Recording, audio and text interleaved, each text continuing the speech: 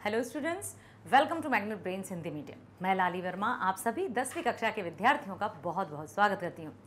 सबसे पहले मैं आपसे एक ही प्रश्न करूँगी कि बताइए कैसे हैं आप? आशा करती हूँ स्वस्थ होंगे, खुश होंगे, प्रसन्नचित्त होकर अपने आप का ख्याल रख रहे होंगे, साथ ही साथ अपनी परीक्षा की तैयारी बहुत अच्छे से कर रहे होंगे। क्योंकि परीक्षा की तैयारी करने के लिए हमें अपने आप का ध्यान रखना ज़रूरी है। टाइम पर सोना है, जागना है, खाना पीना है और बहुत अच्छे से बेहतरीन तरीके से पढ़ाई करना है एकाग्रचित होकर। इसीलिए मैं लेकर आई हूँ आपके लिए कक्षा 10 Hindi course B Magnet Brains sample paper solution for board exam paper number 4। इससे पहले हम थर्ड मतलब 3 पेपर्स ऑलरेडी सॉल्व कर चुके हैं। किस तरह से पेपर आएंगे, कैसे पेपर को आपको सॉल्व करना है, कौन कौन से सामान्य जो निर्देश रहते हैं उनका पालन करते हुए पेपर अर्थात परीक्षा देनी है। यदि हम निर्देशों का पालन करेंगे तो हमारी परीक्षा बहुत अच्छे से होगी। बिल्कुल सही है। सभी प्रश्नों को किस तरह से पढ़ना है, धैर्यपूर्वक पढ़ना है। जो रीडिंग टाइम रहेगा 15 मिनट का, उस रीडिंग टाइम में आपको पेपर पढ़ना है, रीड करना है। उसके बाद बहुत अच्छे से सॉल्व करिएगा और 10 मिनट पहले ऐसी कोशिश करिएगा स्टार्टिंग से ही अपनी लिखावट तेज रखिएगा, क्योंकि हिंदी है, पेपर लेंदी ही आएगा। फिर ये मत कहना घर आकर कि मैडम या मम्मा छूट गया, आता तो था लेकिन छूट गया। इसलिए स्टार्टिंग से आपको लिखने की स्पीड तेज रखना है। चलो तो हम शुरू करते हैं। सैंपल पेपर प्रतिदर्श प्रश्न पत्र, विषय हिंदी बा। निर्धारित समय है 3 घंटे और पूर्णांक है 80। अब ये 3 घंटे सिर्फ राइटिंग के हैं, बाकी के जो 15 मिनट हैं वो आपकी रीडिंग के लिए हैं। ठीक है, तो बहुत अच्छे से आपको उस रीडिंग वाले समय में पढ़ना है पेपर को। यहाँ दिया है इस प्रश्न पत्र में 2 खंड हैं, खंड आ और बा। खंड आ में उप प्रश्नों सहित 45 वस्तुपरक प्रश्न पूछे गए हैं। दिए गए निर्देशों का पालन करते हुए कुल 40 प्रश्नों के उत्तर दीजिए। खंड बा में वर्णात्मक प्रश्न पूछे गए हैं, आंतरिक विकल्प भी दिए गए हैं। निर्देशों को बहुत सावधानी से पढ़िए और उनका पालन कीजिए। दोनों खंडों में कुल 18 प्रश्न हैं। कुल मिलाकर मेन जो क्वेश्चंस होंगे वो 18 होंगे। सब क्वेश्चंस अलग हैं, ठीक है, क्योंकि यहाँ पर 45 हैं, उनमें से 40 करना है और कुल मिलाकर हैं आपके 18 प्रश्न। यथासंभव दोनों खंडों के प्रश्नों के उत्तर क्रमशः लिखिए। क्या करते हैं आप स्टूडेंट्स, बच्चे, कि खंड आके वस्तुपरक प्रश्न कर रहे हैं, हम एमसीक्यूज कर रहे हैं, लेकिन उसको सब्जेक्ट भी लगा दिया। जो आंसर याद आया वो खंड बा का भी लिख दिया। ऐसा मत करना, ऐसे मिक्स औच पौच मत करना। खंड आ के पूरे करना, उसके बाद खंड बा के पूरे करना। यदि आप खंड बा पहले करना चाहते हैं तो पूरा खंड बा ही पहले करना, खंड आ को बाद में करना। ऐसा नहीं खंड आ का पहला, खंड बा का दूसरा, खंड बा का चौथा या 5वां, फिर खंड आ का 6वां या 7वां। ऐसा नहीं करना। इससे जो चेकर्स रहते हैं, कॉपी चेक करते हैं, तो वो मतलब आपकी कॉपी को अच्छे से नहीं देख पाते हैं और माइंड एकदम कि ये क्या किया है। तो बेटा सबसे पहले आपका जो फर्स्ट इंप्रेशन है वो आपकी कॉपी को देखकर, आपकी जो आंसर शीट रहेगी उसको, कि हाँ भाई बच्चे ने अच्छा किया है, चलो अच्छे से अंक देते हैं। ठीक है, इस बात का ध्यान रखना। अब चलते हैं हम पहले प्रश्न पर, जो कि 5 नंबर का है। निम्नलिखित गद्यांश को ध्यानपूर्वक पढ़कर इसके आधार पर सर्वाधिक उपयुक्त उत्तर वाले विकल्प चुनकर लिखिए। इस संसार को कर्म क्षेत्र कहा गया है। सृष्टि का छोटे से छोटा प्राणी भी कर्म का शाश्वत संदेश दे रहा है। क्या कहा गया है इस संसार को? कर्म क्षेत्र। यदि कर्म करोगे तो सफलता मिलेगी, कर्म करोगे तो पहचान मिलेगी। छोटे से छोटा प्राणी भी ये शाश्वत संदेश दे रहा है कर्म का, कि कर्म ही सच्चाई है। छोटे से छोटा प्राणी, आप चींटी को देखिए किस तरह से मेहनत करती है। सूर्य, चंद्र, पृथ्वी, ग्रह, नक्षत्र आदि निरंतर गतिशील हैं, कभी रुकते नहीं हैं कि भाई आज मैं थक गया हूँ, आज मैं नहीं उदय होता हूँ, अब रहने दो, कौन शाम करे, यहीं रहते हैं, दोपहर बरसात है। ऐसा नहीं है। निरंतरता के साथ जो प्रक्रिया है वो चल रही है। रात्रिकालीन आकाश में तारावली तथा नक्षत्रावली का सौंदर्य बेहस उठता है। इतना अच्छा सौंदर्य जो मन मोह लेता है और हमेशा क्रमशः बढ़ती घटती चंद्रकला के दर्शन भी होते हैं। कभी चंद्रमा बढ़ गया तो कभी धीरे धीरे घट गया। ये भी निरंतरता के साथ चलता है। इसी तरह विभिन्न ऋतुओं का चक्र अपनी धुरी पर चलता रहता है। नदियां अविरल गति से बहती रहती हैं, बिल्कुल अनवरत तरीके से लगातार बहती हैं। रास्ते में पत्थर आते हैं, रोड़े आते हैं, लेकिन अपना मार्ग वो नहीं छोड़ती, आगे बढ़ती रहती हैं। पेड़ पौधे, पशु पक्षी, सबके जीवन में सक्रियता है, एक्टिवनेस है। वस्तुतः कर्म से परे जीवन का कोई उद्देश्य नहीं है। कर्म ही सर्वोपरि है। कर्मण्येवाधिकारस्ते मा फलेषु कदाचन।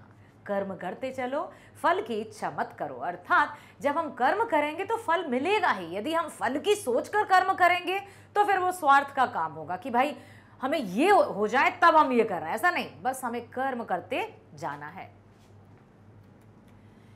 मनुष्य का जन्म पाकर हाथ पैर तो हिलाने ही होंगे ना। हमारे प्राचीन ऋषियों ने शतायु होने की, किंतु कर्म करते हुए जीने की इच्छा प्रकट की थी कि शतायु मतलब 100 वर्ष का, लेकिन कर्म करना है। इतिहास साक्षी है कि कितने ही भारतीय युवकों ने कर्म शक्ति के बल पर चंद्रगुप्त की भांति शक्तिशाली साम्राज्यों की स्थापना की। आधुनिक युग में भारत जैसे विशाल जनतंत्र की स्थापना करने वाले गांधी, नेहरू, पटेल आदि कर्म पथ पर दृढ़ता से ही प्रतिरूप थे। दूसरी ओर इतिहास उन सम्राटों को भी रेखांकित करता है जिनकी अकर्मण्यता के कारण महान साम्राज्य नष्ट हो गए। अब यहाँ पर उन्होंने ये बताया है कि इतिहास साक्षी है कि नाम उन्हीं का स्वर्ण अक्षरों में लिखा जाता है जो कर्म के बलबूते पर चलते हैं और अपनी पहचान बनाते हैं। वहीं पर उन लोगों का नाम भी आता है जो अकर्मण्यता, जो कर्म से पीछे हटते हैं।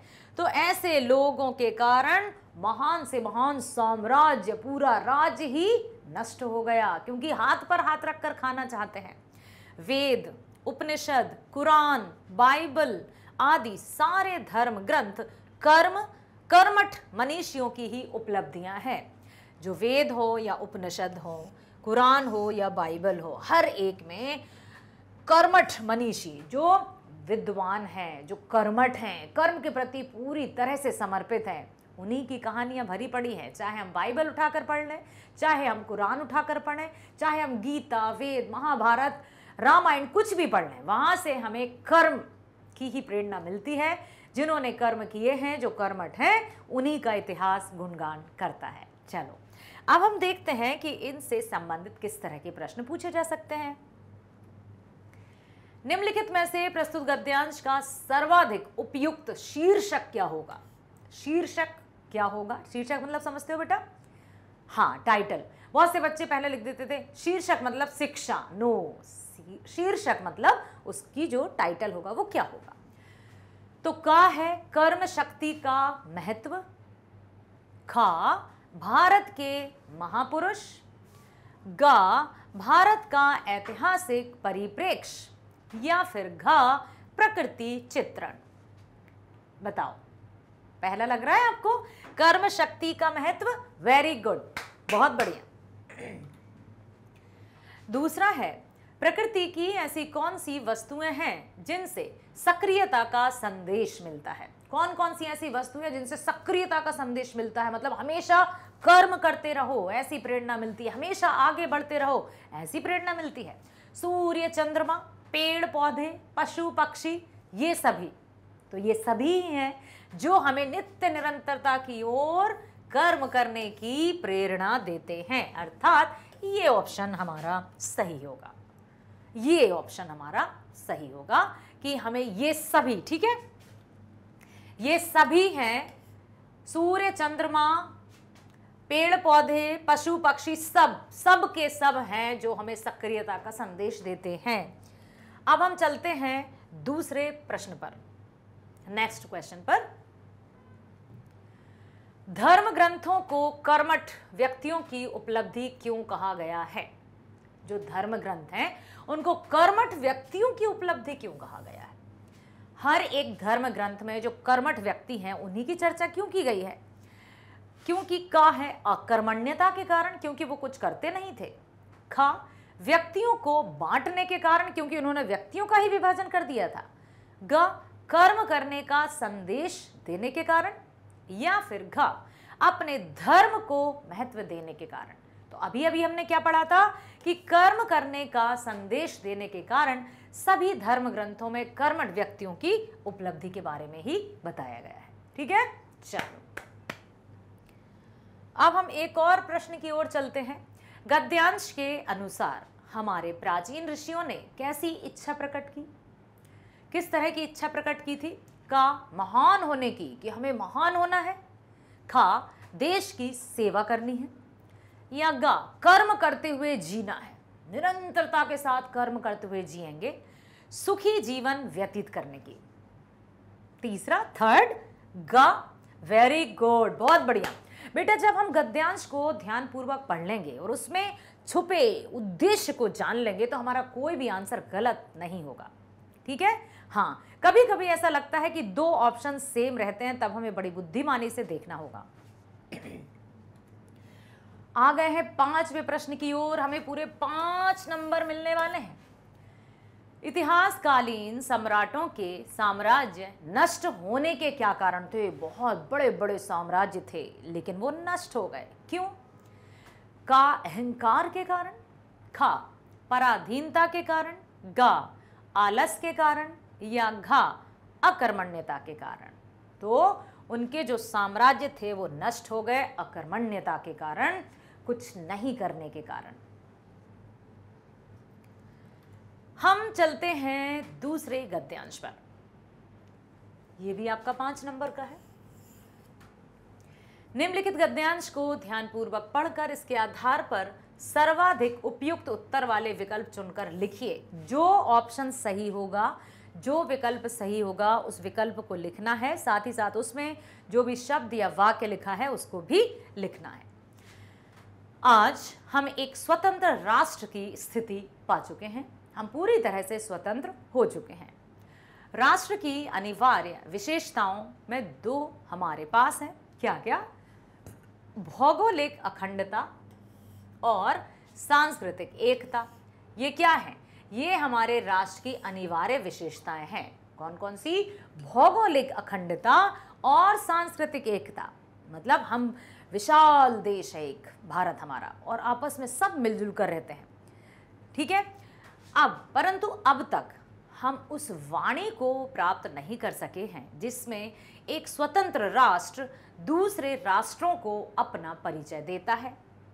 बहुभाषा भाषी देश तो और भी अनेक हैं, परंतु उनकी अविच्छिन्न स्वतंत्रता की तुलना में भारत विषम पराधीनता को झेलता रहा है। मतलब कैसी विषम पराधीनता को? कि मतलब अपना कहीं अंग्रेजी, एक भी कोई भाषा राष्ट्रभाषा नहीं हुई है, कहीं अंग्रेजी का ज़्यादा बोलबाला है, कहीं राजभाषा हिंदी होते हुए भी अंग्रेजी या अन्य भाषाओं की अधिक महत्ता है। क्या कारण है इसके पीछे जानते हैं? हमारी परतंत्रता भी आंधी तूफान के समान नहीं आई, वह तो रोग के कीटाणु लाने वाले मंद समीर के समान सांस में समाकर शरीर में व्याप्त हो गई है। हमें यह ऐतिहासिक सत्य भी विस्मृत हो गया कि कोई विजेता विजित देश पर राजनीतिक प्रभुत्व पाकर ही संतुष्ट नहीं होता, क्योंकि सांस्कृतिक प्रभुत्व के बिना राजनीतिक विजय ना पूर्ण है ना स्थायी। घटनाएं संस्कारों में चिर जीवन पाती हैं और संस्कार के अक्षय वाहक शिक्षा, साहित्य, कला आदि हैं।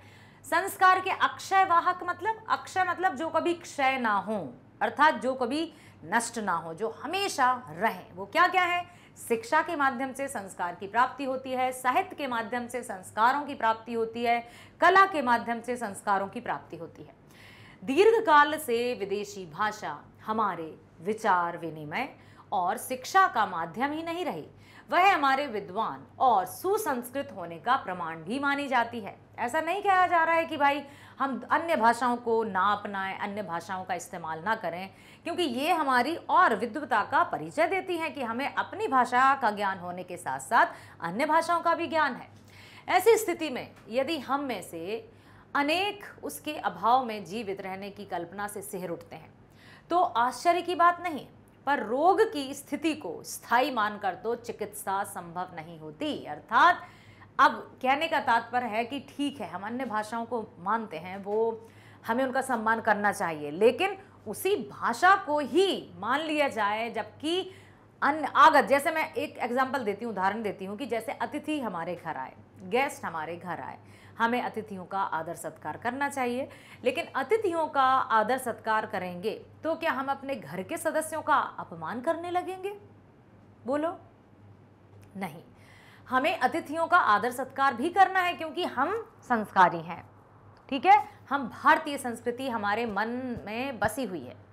ठीक उसी तरह से हम अतिथियों का आदर सम्मान भी करेंगे और अपने घर के सदस्य तो पूजनीय है। ठीक उसी तरह से हमें क्या करना है, अन्य भाषाओं को सम्मान की दृष्टि से देखना है, उनका अनुसरण भी करना है, उनको सीखना है, ठीक है, लेकिन उनके सीखने के कारण ऐसा नहीं है कि हम अपनी ही भाषा को अपमानित करें या उपेक्षा की दृष्टि से देखें। राष्ट्र जीवन की पूर्णता के लिए उनके मनोजगत को मुक्त करना होगा और यह कार्य विशेष प्रसन्न साध्य है, क्योंकि शरीर को बांधने वाली श्रृंखला से आत्मा को जकड़ने वाली श्रृंखला अधिक दृढ़ होती है। चलो, निम्नलिखित से प्रस्तुत गद्यांश का सर्वाधिक उपयुक्त शीर्षक क्या होगा? राष्ट्रभाषा हिंदी का विकास, बहुभाषी देश और हिंदी, स्वतंत्र राष्ट्र की राष्ट्रभाषा, या स्वतंत्र भारत और राष्ट्रभाषा। अब आप देखो कि इस गद्यांश में सबसे मुख्य बात क्या कही गई है, वही होगा इसका शीर्षक, बहुभाषी देश और हिंदी। क्योंकि बहुत सारी भाषाएं हैं यहाँ पर, बहुत सारी भाषाओं का बोलबाला है यहाँ पर, सब अलग अलग भाषाओं को बोलते हैं, साथ ही साथ हिंदी जो हमारी राजभाषा है। स्वतंत्र राष्ट्र की अनिवार्य विशेषता किसे माना गया है? सांस्कृतिक एकता, भौगोलिक अखंडता, का और खा, संस्कृति का सरलीकरण। तो स्वतंत्र राष्ट्र की अनिवार्य विशेषता माना गया है सांस्कृतिक एकता और भौगोलिक अखंडता को, अर्थात जो गा वाला जो ऑप्शन है, का और खा दोनों, यही सही होगा। कोई राष्ट्र राजनीतिक प्रभुत्व पाकर भी संतुष्ट क्यों नहीं होता है? बहुत से ऐसे राष्ट्र होते हैं जो राजनीतिक प्रभुत्व, मतलब राजनीतिक उनको सत्ता प्राप्त हो जाती है, फिर भी वे संतुष्ट नहीं होते। क्यों? का है क्योंकि समाज में वह अधिक और अधिक पाना चाहता है। खा क्योंकि सांस्कृतिक प्रभुत्व के बिना राजनीतिक विजय पूर्ण और स्थायी नहीं होती।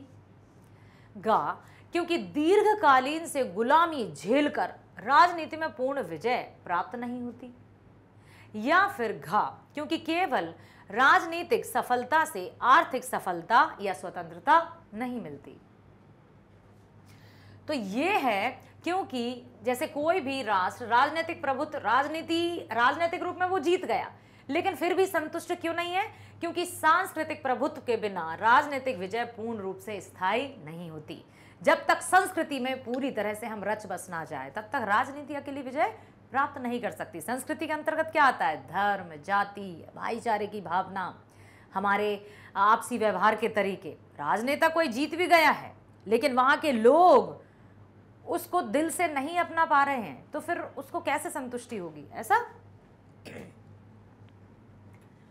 हमारे राष्ट्र में राष्ट्रभाषा के प्रतिष्ठित ना हो सकने का मुख्य कारण क्या था? दीर्घकालीन पराधीनता। हमारा जो राष्ट्र स्वतंत्र हो गया, लेकिन उसके बाद भी राष्ट्रभाषा प्रतिष्ठित नहीं हो पाई। क्यों?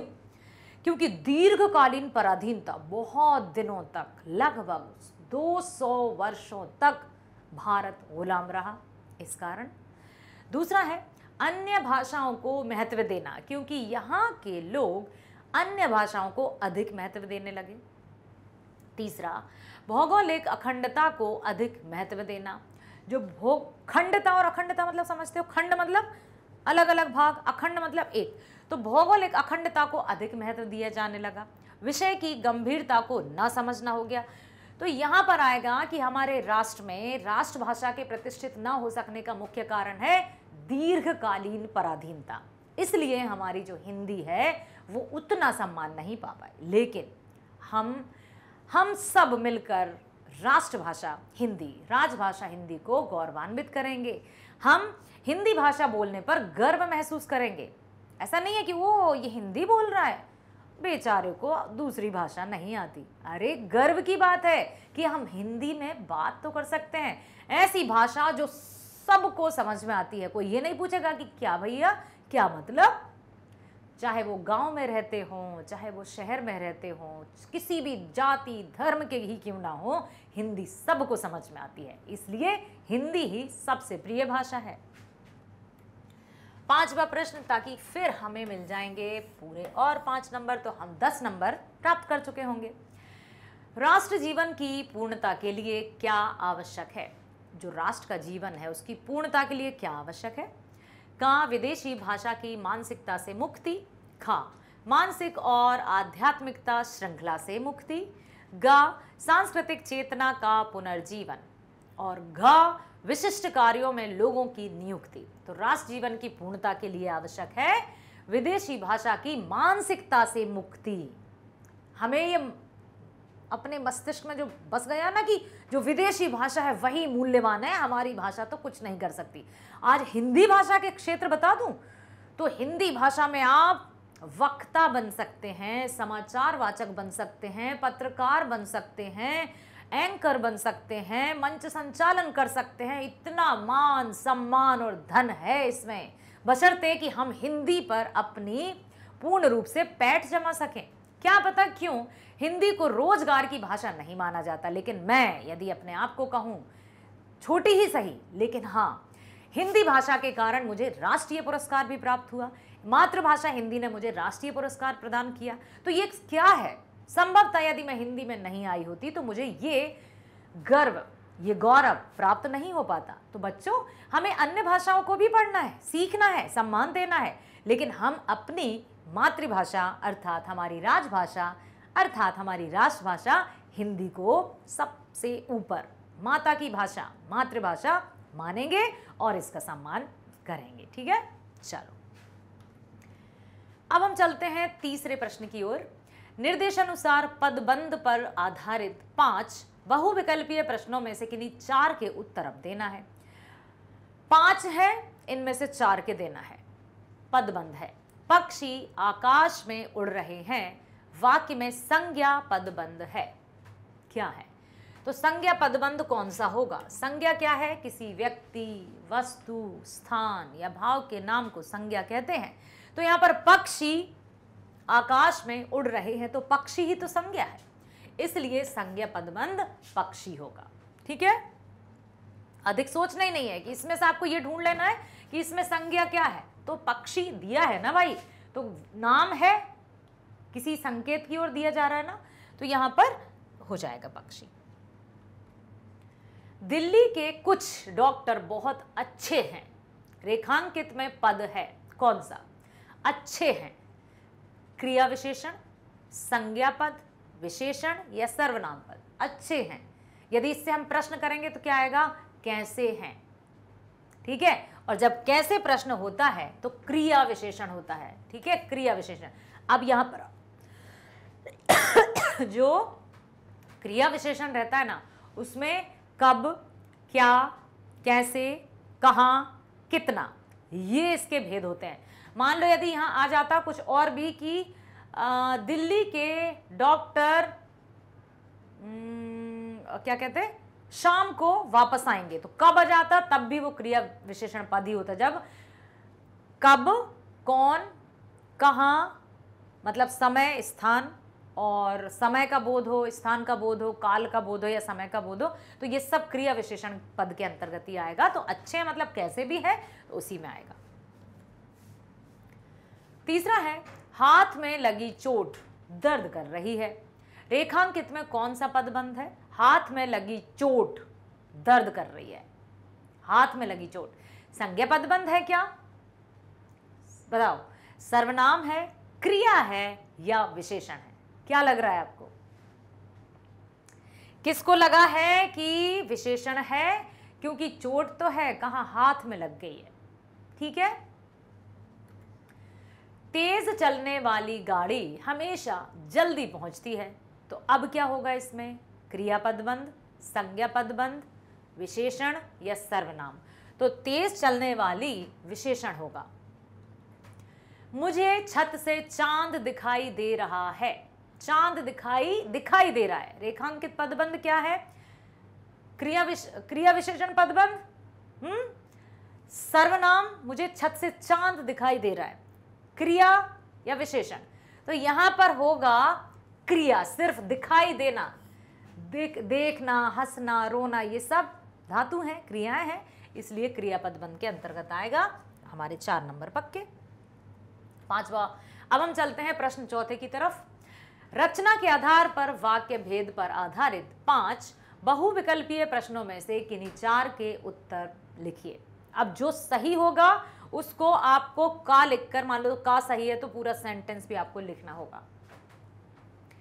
दीपू की गाड़ी खराब हो गई, दीपू को वहीं रुक जाना पड़ा का संयुक्त वाक्य होगा। अब इसको हमें संयुक्त वाक्य में ढूंढना है कि इनमें से कौन सा इसका संयुक्त वाक्य होगा। तो संयुक्त वाक्य की पहचान पता है ना आपको?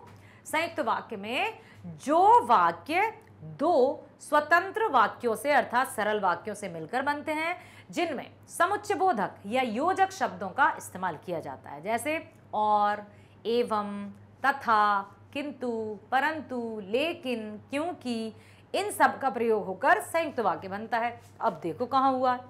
दीपू की गाड़ी खराब होने के कारण उसे वहीं रुकना पड़ा। दीपू की गाड़ी खराब हो गई और उसे वहीं रुकना पड़ा। सबसे पहले हम देखेंगे और को। तो और ही सबसे पहले संयुक्त की पहचान होती है। और है मतलब आपको यही टिक कर देना है, सबसे पहला और। निम्नलिखित में मिश्र वाक्य है। मिश्र वाक्य क्या होते हैं? जो एक दूसरे पर निर्भर होते हैं, अर्थात इनको तोड़कर स्वतंत्र वाक्यों में परिवर्तित नहीं कर सकते। जैसे हम संयुक्त वाक्यों को तोड़कर स्वतंत्र वाक्य बदल सकते हैं, लेकिन मिश्र वाक्यों को तोड़कर स्वतंत्र वाक्य या सरल वाक्य नहीं बना सकते। जब वह धनी हुआ तब भी वह सुखी नहीं है। वह सुखी नहीं है क्योंकि धनी नहीं है। यद्यपि वह धनी है तदापि वह सुखी नहीं है। वह धनी है इसलिए सुखी नहीं है।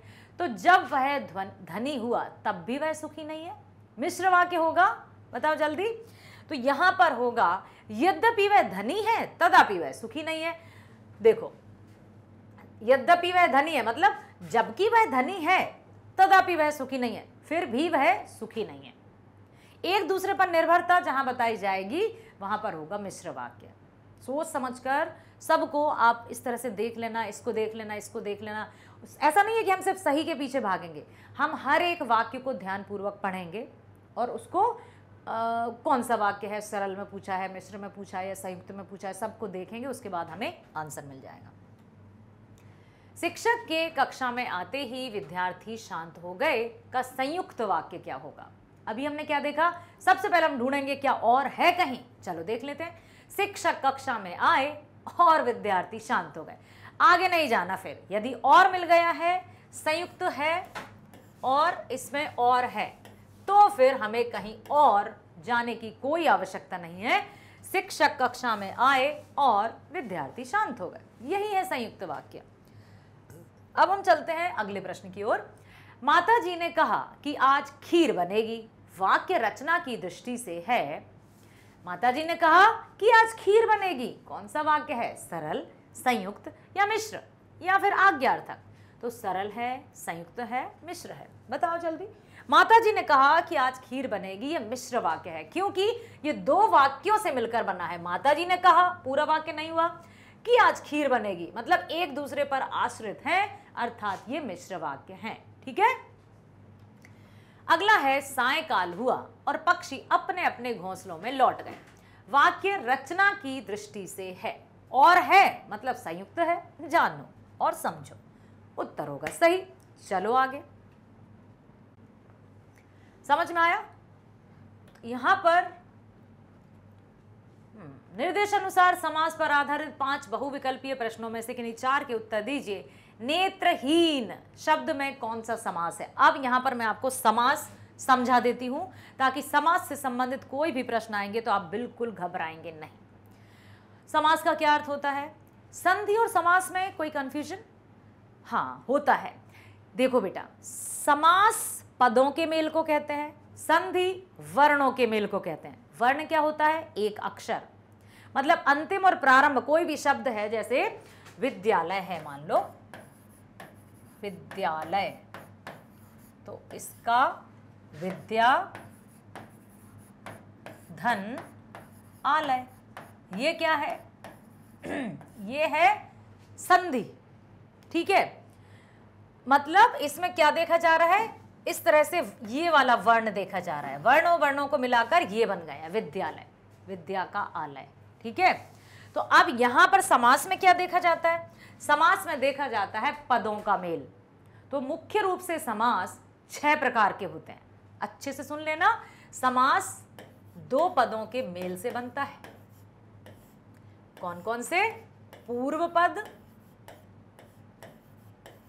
और उत्तर पद। ठीक है, पहले पद को पूर्व पद कहते हैं, दूसरे पद को उत्तर पद कहते हैं। जैसे रसोई घर, इसमें है रसोई और घर। ठीक है, तो इसका यदि हम देखेंगे तो रसोई अपने आप में घर है, मतलब सॉरी, रसोई अपने आप में एक पद है, घर भी अपने आप में पद है। और यदि हम इसका समास विग्रह करेंगे, तोड़ेंगे, तो ये क्या हो जाएगा? रसोई के लिए घर। तो जहां पर कारक विभक्तियों का प्रयोग होता है वहां तत्पुरुष समास होता है। सबसे पहले तो आप ये जानो कि समास मतलब 2 पदों का मेल, पद मतलब शब्द। मुख्य रूप से समास 6 प्रकार के होते हैं। अ, ब, त, क, द, द। आ से अव्ययी भाव समास। ठीक है, बा से बहु व्रीहि समास, ता से तत्पुरुष समास, का से कर्मधारय समास, दा से द्विगु समास और दा से द्वंद्व समास, द्वंद्व समास। ठीक है, ये हुए मुख्य रूप से समास के 6 भेद। कैसे याद करोगे? देखो दूसरे कलर से कर दूं आपको, ताकि ये अब तक दा, अब तक द। क्या है ये? आ से अव्ययी भाव, बा से बहुव्रीहि, ता से तत्पुरुष, का से कर्मधारय, दा से द्विगु और दा से द्वंद्व समास। ठीक है, समझ में आया? तो अब 6 समास याद हुए आपको। अब क्या करना है? कैसे पहचानोगे कि कौन सा समास है? अब जैसे नेत्रहीन लिखा है, यहाँ पर नेत्रहीन लिखा है, तो आपको कैसे पता चलेगा कि भाई नेत्रहीन में कौन सा समास है? ठीक है, ये टिक आपको दिख गया कि ये तत्पुरुष है, लेकिन तत्पुरुष क्यों है? क्यों है? तो मैं बता देती हूं कि इनमें किस तरह से आपको पहचानना होगा। सबसे पहले यदि हम चलें अव्ययी भाव समास की तरफ, ध्यान से सुनना बच्चे। अव्ययी भाव समास में पूर्व पद, मतलब जो पहला पद है वो अव्यय होगा, प्लस उपसर्ग भी होगा। ठीक है, अव्ययी भाव के बाद क्या आया हमारा? अब, बहुव्रीहि।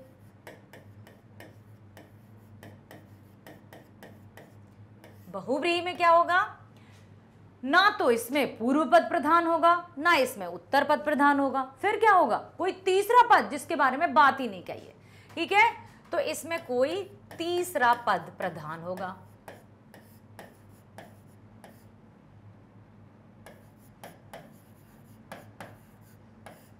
बहुव्रीहि में कोई तीसरा पद, अ और बा। अब क्या आया? ता से तत्पुरुष। तत्पुरुष क्या होगा समास? सबसे पहले तो ये देखो कि तत्पुरुष को जब किसी भी शब्द को, जो शब्द रहेगा, जो 2 पद रहेंगे, हम जब उनको तोड़ेंगे, मतलब जब विग्रह करेंगे, तो विग्रह करने पर कारक विभक्तियां आएंगी। कारक विभक्तियां क्या होती हैं? कर्ता ने, कर्म को, करण से, संप्रदान के लिए, अपादान से।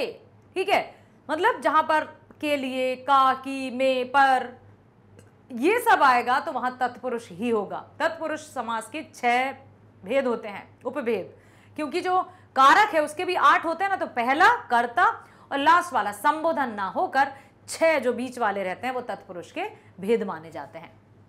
तो तत्पुरुष में क्या होता है? पूर्व पद प्रधान। पूर्व पद मतलब पहला पद, सॉरी, तत्पुरुष में होता है उत्तर पद प्रधान, ठीक है, दूसरा वाला उत्तर पद प्रधान। कैसे होगा देखो मैं बताती हूं।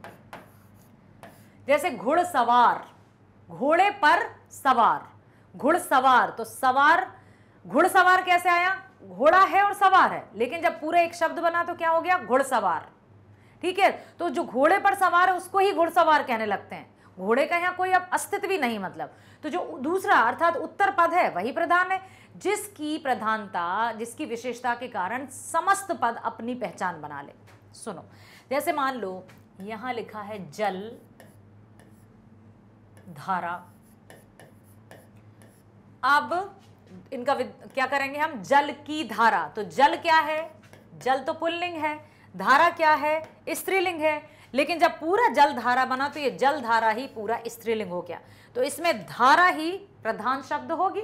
तो जल की धारा मतलब ये भी तत्पुरुष का है, जहां पर उत्तर पद प्रधान होता है वहां पर तत्पुरुष होता है, ठीक है।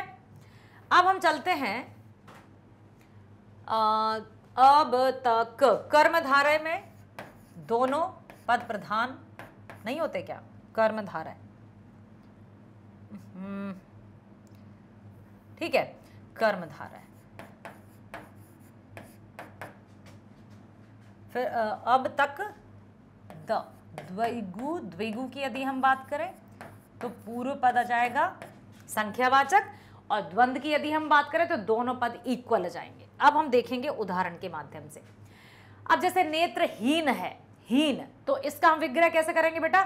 नेत्र से हीन या नेत्र के बिना, तो के आ गया ना, तो जहां पर कर्ता ने कर्म को करण से, ठीक है, अपादान के लिए, ये सब कुछ आ जाता है। जब के, का, की, में, पर ये सब आएंगे विग्रह करने पर तो वहां तत्पुरुष होता है, इसलिए यहां तत्पुरुष है। लोहे के समान पुरुष का समस्त पद है लोह पुरुष, लोह पुरुष, लोह पुरुष या लहु पुरुष। तो लोहे के समान पुरुष का लौह पुरुष होगा सही, लौह पुरुष। लोहा पुरुष नहीं कहेंगे, लौह पुरुष। किसको कहते हैं लौह पुरुष? सरदार वल्लभ भाई पटेल को। Very good. पूजा स्थल शब्द से सही समास विग्रह का चयन कीजिए। पूजा स्थल का कैसे विग्रह करेंगे? क्या होगा? पूजा के लिए स्थल तत्पुरुष समास, या पूजा का स्थल बहुव्रीहि समास, या स्थल पर पूजा द्विगु समास, या पूजा और स्थल द्वंद्व समास। सही विग्रह क्या होगा? पूजा स्थल, पूजा के लिए स्थल या पूजा का स्थल। पूजा स्थल का सही होगा पूजा के लिए स्थल, मतलब पूजा का, पूजा के लिए स्थल, स्थल मतलब स्थान। तो यहां पर तत्पुरुष आएगा। क्यों? क्योंकि के लिए आ गया ना, के लिए क्या है? कारक विभक्तियां, इसलिए यहां पर तत्पुरुष जाएगा और पूजा के लिए। तिरंगा समस्त पद का विग्रह क्या होगा? 3 रंगों का समाहार, 3 हैं जो रंग, रंगों का समूह या रंगों में 3। अच्छा एक और बताओ कौन सा समास होगा? यहां पर कौन सा समास तो नहीं पूछा, लेकिन मैं पूछ रही हूं कि कौन सा समास होगा तिरंगा में? द्विगु समास, क्योंकि इस द्विगु समास में ही पूर्व पद संख्यावाचक होता है। तिरंगा मतलब 3 रंगों वाला, तो यहां पर सही होगा 3 रंगों का समाहार ही इसका सही समस्त पद होगा, समस्त पद का विग्रह होगा। समस्त पद मतलब जो विग्रह हो उसको छोटा बनाना और छोटे को बड़ा करना, मतलब समासिक विग्रह। लाल बाजार समस्त पद में कौन सा समास है? लाल बाजार कर्मधारय समास, द्वंद्व समास, बहुव्रीहि समास, तत्पुरुष। तो लाल बाजार, लाल है जो बाजार, या फिर हाँ, कर्मधारय ही आएगा, लाल है जो बाजार, लाल बाजार, बस सिंपल। अब है निर्देश अनुसार मुहावरे पर आधारित 6 बहुविकल्पीय प्रश्नों में से किन्हीं 4 प्रश्नों के उत्तर दीजिए। वर्तमान व्यवस्था के विरोध में मीडिया में उपयुक्त मुहावरे से रिक्त स्थान की पूर्ति कीजिए। क्या है? वर्तमान व्यवस्था के विरोध में मीडिया में क्या हो जाता है? मीडिया में आसमान सिर पर उठाने लगा है, आवाज उठने लगती है। वर्तमान व्यवस्था के विरोध में मीडिया में आवाज उठने लगती है, उल्टी गंगा बहने लगती है, 19-20 होने लगता है। तो वर्तमान व्यवस्था के विरोध में मीडिया में आवाज उठने लगती है, यही होगा इसका सही विकल्प, जो कि खाली स्थान में आएगा। ठीक है।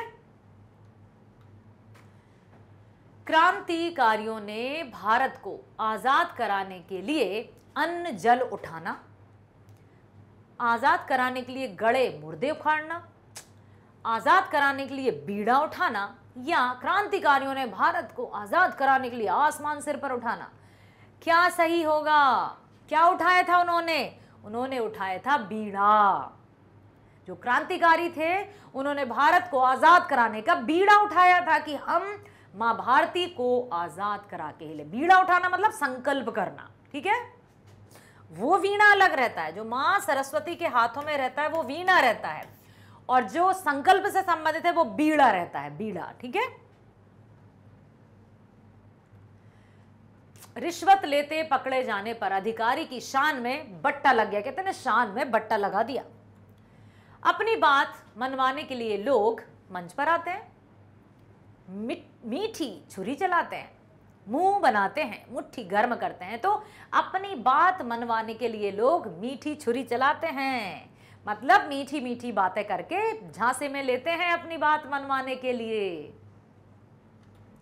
सारा दिन काम करते करते आज अंग अंग ढीला हो गया, कपड़ा ढीला हो गया, पतलून ढीला हो गया, या रस्सी ढीली हो गई।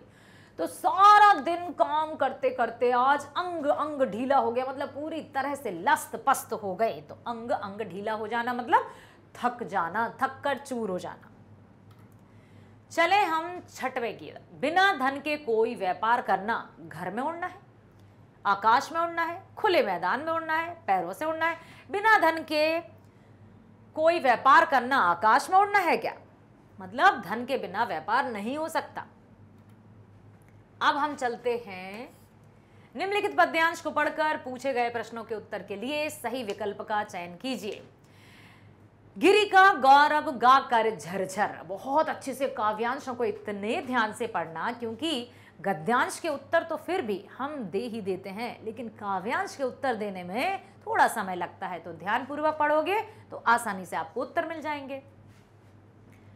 गिरि का गौरव गाकर झरझर, मद में नस नस उत्तेजित कर, मोती की लड़ियों से सुंदर, झरते हैं झाग भरे निर्झर।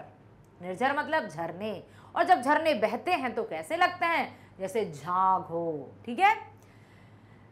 गिरिवर के उर से उठ उठकर, गिरिवर मतलब हिमालय, गिरि मतलब हिमालय, पहाड़ पर्वत, उच्चाकांक्षाओं से तरुवर है, झांक रहे नीरव नभ पर, अनिमेष अटल कुछ चिंता पर। पहले तो आप ये बताइए कि ये पंक्तियां कौन सी पंक्तियां हैं, कौन सी पोयम की हैं?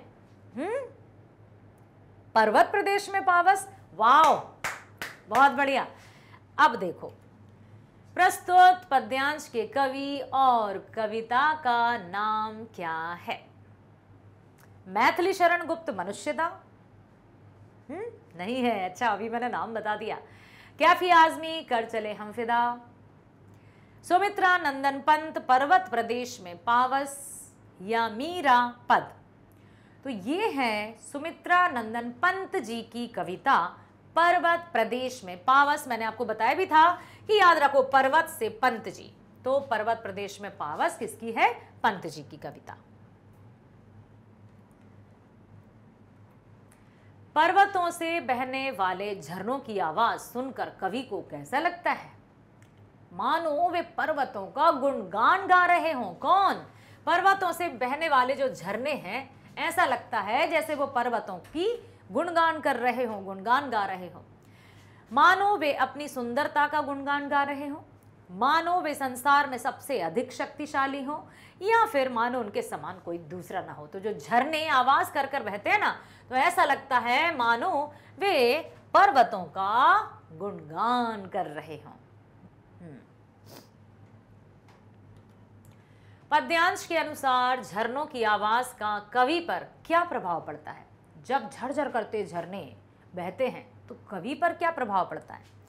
वे कवि को नीरस बना देते हैं, वे कवि में नया जोश भरते हैं, वे कवि का मार्ग अवरुद्ध करते हैं, वे कवि को निराशा प्रदान करते हैं।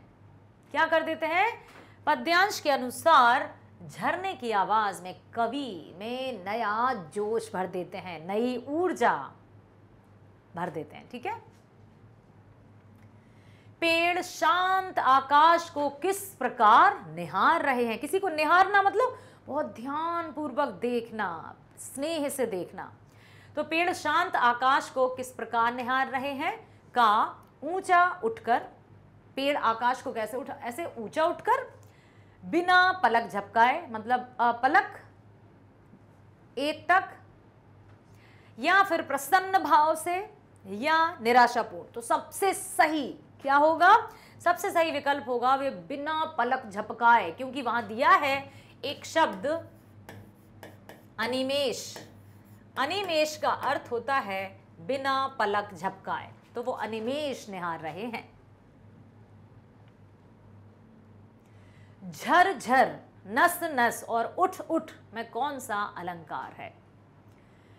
जहां पर वर्ण की आवृत्ति हो वहां अनुप्रास अलंकार होता है, जहां पर शब्द की आवृत्ति हो और अर्थ अलग हो तो यमक अलंकार होता है, जहां पर शब्द की आवृत्ति तो हो लेकिन अर्थ भी समान ही हो। जैसे मान लो झरझर है, झरझर मतलब झरझर, नस नस मतलब पूरी तरह से, और उठ उठ मतलब उठ। तो इन जो रिपीट तो हुए हैं लेकिन उनका अर्थ भी सेम ही है, तो कौन सा होता है? पुनरुक्ति प्रकाश।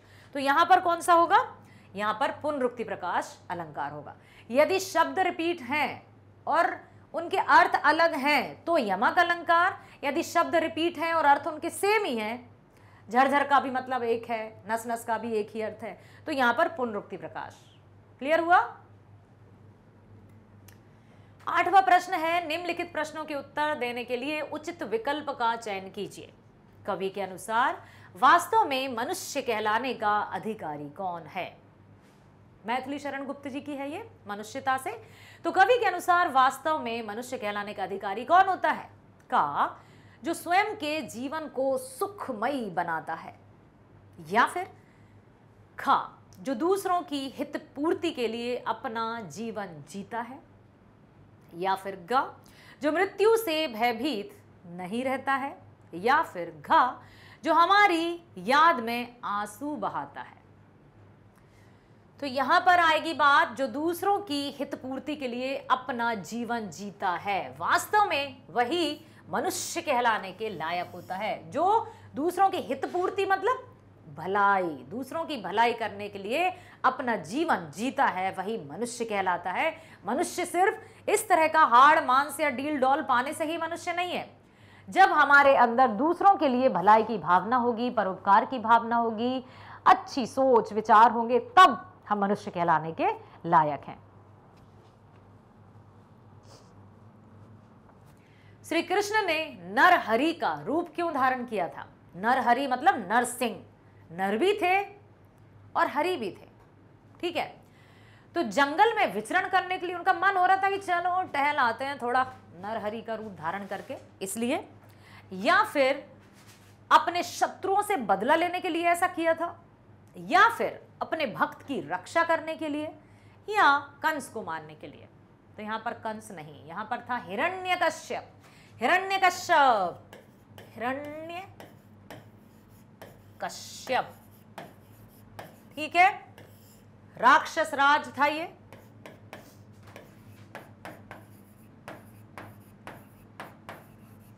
जिसका पुत्र था प्रहलाद, जो भगवान श्री विष्णु, श्री हरि विष्णु का भक्त था प्रहलाद, और वहां पर उन्होंने इसकी रक्षा के लिए ही नरहरि का रूप धरा था, अर्थात अपने भक्त की रक्षा के लिए, अर्थात प्रहलाद की रक्षा के लिए श्री हरि विष्णु ने नरहरि का रूप धारण किया था। समझ में आया? देखो, अपने भक्त की रक्षा करने के लिए नरहरि ने, प्रहलाद थे उनके भक्त, नरसिंह का रूप धारण किया था जो हिरण्यकश्यप का वध किया था। तभी से क्या होती है, क्योंकि होलिका में क्या था, कहानी पता है ना, होली क्यों मनाई जाती है? ऐसा माना जाता है पौराणिक कथाओं के अनुसार कि जो हिरण्यकश्यप था, राक्षस राज हिरण्यकश्यप, उसका आतंक इतना छा गया था कि वो सबसे यही कहता था कि मैं ही भगवान हूं, मेरी पूजा करो, कोई भी विष्णु की पूजा नहीं करेगा, और जो उस विष्णु का नाम लेगा मैं उसको मार डालूंगा, और मार जाता था। लेकिन उसके ही पुत्र का जब जन्म हुआ, नाम था प्रहलाद, जन्म से ही श्री हरि विष्णु विष्णु इस तरह से उसके मुख से जाप निकला, और जैसे जैसे प्रहलाद बड़ा हुआ तो वो श्री हरि विष्णु की मतलब भक्ति में लीन हुआ। हिरण्यकश्यप आग बबूला हो गया, कई तरीके उसने अपनाए कि प्रहलाद को मारूं। उसकी बहन थी एक होलिका, जिसको वरदान था कि वो आग से नहीं जलेगी, तो अपनी बहन होलिका को बुलवाया कि तुम जलती हुई अग्नि में बैठो, इसको भस्म कर दो। उसको लगा था कि होलिका तो बच जाएगी, प्रहलाद जल जाएगा, लेकिन हुआ विपरीत। क्या हुआ? होलिका जलकर भस्म हो गई और प्रहलाद बच गया। तभी से होलिका दहन मनाया जाता है। पहुंच चुके हैं हम 9वें प्रश्न पर। निम्नलिखित गद्यांश को पढ़कर पूछे गए प्रश्नों के उत्तर के लिए सही विकल्प का चयन कीजिए। 5 नंबर। चाय तैयार हुई, बताओ जल्दी कौन सी है? झेन की देन, हाँ, गिन्नी का सोना। चलो, तो चाय तैयार हुई, उसने वह प्यालों में भरी। कौन था वो चाजीन? उसने मतलब कौन? चाजीन, जो चाय देता था। कहां पर? चायोनु में, चानोयू या चानोयू। फिर वे प्याले हमारे सामने रखे गए। वहां हम 3 मित्र ही थे। इस विधि में शांति मुख्य बात होती है। जो चाय सेरेमनी या टी सेरेमनी मनाई जाती है, सिर्फ 3 लोग ही वहां पर रहते हैं, और सबसे मुख्य उद्देश्य उसका क्या होता है? शांति। इसलिए वहां 3 से अधिक आदमियों को प्रवेश नहीं दिया जाता। प्याले में 2 घूंट से अधिक चाय भी नहीं होती थी। अब उन 2 घूंट चाय को 1.5 घंटे तक सुकून से पीना है। हम होठों से प्याला लगाकर एक एक बूंद चाय पीते रहे। करीब 1.5 घंटे तक चुस्कियों का यह सिलसिला चलता रहा। पहले 10-15 मिनट में तो मैं बहुत उलझन में पड़ा कि यार ये क्या है, इतनी सी चाय को ऐसे कब पिएंगे। लेकिन फिर देखा दिमाग की रफ्तार धीरे धीरे मंद पड़ रही है। धीरे धीरे दिमाग जो सोचता रहता ना, कभी भूत की तो कभी भविष्य की, उनसे वो कंट्रोल में आ रहा है, नियंत्रण में आ रहा है, और धीमे धीमे और बिल्कुल बंद हो गई। दिमाग ने सोचना बंद कर दिया। हम क्या, हमारा जो दिमाग होता है ना, हमेशा पास्ट और फ्यूचर की बातों में ही उलझता रहता है, वर्तमान पर ध्यान ही नहीं देता। इसलिए हमारा वर्तमान थोड़ा डमाडोल हो जाता है। तो जो चाय या टी सेरेमनी है वो इसी तरह से हमें सुकून प्रदान करती है कि उस समय बिल्कुल शांत। अब दिमाग बिल्कुल चलना बंद हो गया। मुझे लगा मानो अनंत काल में जी रहा हूं, शांति, सुख, चैन। यहां तक कि सन्नाटा भी मुझे सुनाई देने लगा। चाय बनने की आवाज आ रही थी, सांसों की आवाजें आ रही थी, एक दूसरे की सांसों की आवाजें आ रही थी। अर्थात इतनी शांति कि कभी ऐसा महसूस ही नहीं किया। प्रस्तुत गद्यांश के पाठ और लेखक का नाम क्या है?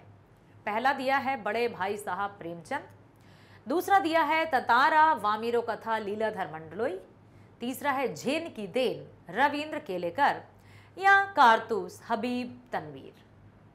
तो झेन की देन रविंद्र केलेकर ही इसका सही जवाब है, जो जापानियों पर आधारित है, जिसमें जापानी अपने काम अर्थात महीने भर का काम एक दिन में करने के लिए दिन रात एक करते हैं, आपाधापी में लगे रहते हैं। तो मानसिक रोगी भी सबसे अधिक हैं। चाय पीने की विधि में लेखक को मुख्य बात क्या लगी? का कम लोगों का प्रवेश। लेखक को क्या लगा कि सबसे मुख्य बात क्या है? ख साफ सफाई का विशेष ध्यान, ग शांति की व्यवस्था, घ चाय परोसने का ढंग। उसको सबसे मुख्य बात क्या लगी थी? सबसे मुख्य। क्या वहां पर कम लोग थे, साफ सफाई थी, शांति की व्यवस्था थी, या चाय परोसने का ढंग, शांति की व्यवस्था, कि इस तरह से भी शांति की व्यवस्था की जा सकती है। चाय पीने का सिलसिला कितनी देर तक चलता रहा? कितनी देर तक चला था? का है 2 घंटे तक, खा अनंत काल तक, गा 1.5 घंटे तक, या घा केवल 2 मिनट तक। तो चाय पीने का सिलसिला चला था 1.5 घंटे तक। सिर्फ 2 घूंट चाय 1.5 घंटे तक पी रहे थे, और मस्तिष्क जो कि भूत और भविष्य में भटकता रहता है वो वहीं स्थिर सा हो गया। मस्तिष्क एकदम अनंत काल में चला गया था, लेकिन चाय पीने की जो अवधि थी वो 1.5 घंटे थी। 2 घूंट चाय को लंबे समय तक पीने का उद्देश्य क्या था? बिल्कुल अभी अभी हमने चर्चा की है। पहला है समय व्यतीत करना, दूसरा है मानसिक शांति प्राप्त करना, तीसरा है मित्रों के साथ अच्छा समय बिताना, या चौथा चाय के स्वाद का आनंद लेना। तो 2 घूंट चाय पीने का सबसे बड़ा कारण है, बेटा फिर से मैं कह रही हूं, सुनो प्लीज ध्यान से, कि जो भी जैसे खा सही है ना, तो अकेला खा ही लिखकर मत आ जाना। आप ऐसे ही मत लिखना कि उत्तर 4 खा और बस छोड़ दो। नो, आपको पूरा सेंटेंस भी लिखना है। मानसिक शांति, मानसिक शांति प्राप्त करना, ठीक है, प्राप्त करना, ये भी आपको लिखकर आना है। इसलिए मैं आपसे कह रही हूं बार बार कि अपनी स्पीड तेज रखना। अकेला हमें ऑप्शन का या विकल्प ही लिखकर नहीं आना है, उसमें जो शब्द या वाक्य लिखा है वो भी लिखकर आना है। लेखक को चाय पीते समय कैसा अनुभव हुआ? का जैसे वह उलझन में पड़ गया हो? नो, जैसे वह अनंत काल में जी रहा हो, जैसे वह भूतकाल में चला गया हो, जैसे उसे भविष्यकाल, तो भूत भविष्य सब कुछ भूल गया था। वो अनंत काल में जी रहा हो, ऐसा लग रहा था अनंत काल में हो, कुछ नहीं, ना आगे ना पीछे, ना उलझन, ना ऊबड़ ना खाबड़, कुछ भी नहीं। ऐसा लग रहा था जैसे वो अनंत काल में चला गया हो। सही है? यस, ठीक है। अब हम पहुंच चुके हैं 10वें प्रश्न पर। निम्नलिखित प्रश्नों के उत्तर देने के लिए उचित विकल्प का चयन कीजिए। गांधी जी अपने विलक्षण आदर्श क्यों चला सके? जो अनोखे आदर्श थे, विलक्षण मतलब अनोखे, एकदम एक्सेप्शनल, जो दुनिया की भेड़ चाल में शामिल ना हो, कैसे चला सके? व्यवहारिकता को पहचानने के कारण, जनता के विचारों के कारण, देश की जरूरी के कारण, या आदर्शवादिता के कारण? क्योंकि वो समझ चुके थे कि आदर्शवादिता क्या है, किस तरह से लोग अपनी बातों से बहला फुसला कर, कहते हैं कि मीठी छुरी चलाते हैं अपना काम निकलवाने के लिए, वो भी समझ चुके थे। साथ ही साथ सच्चे आदर्श क्या होते हैं उनको भी समझाया। लेखक की मां से कबूतर का अंडा टूट जाने पर उनकी मना स्थिति कैसी थी? पता है ना, अब कहां दूसरे के दुख से दुखी होने वाले। का है वह मन ही मन अत्यंत दुखी थी, खा वह सहज एवं गंभीर थी, गा वह धार्मिक मान्यताओं के प्रति उदासीन थी, या घा वह अत्यंत खुश थी।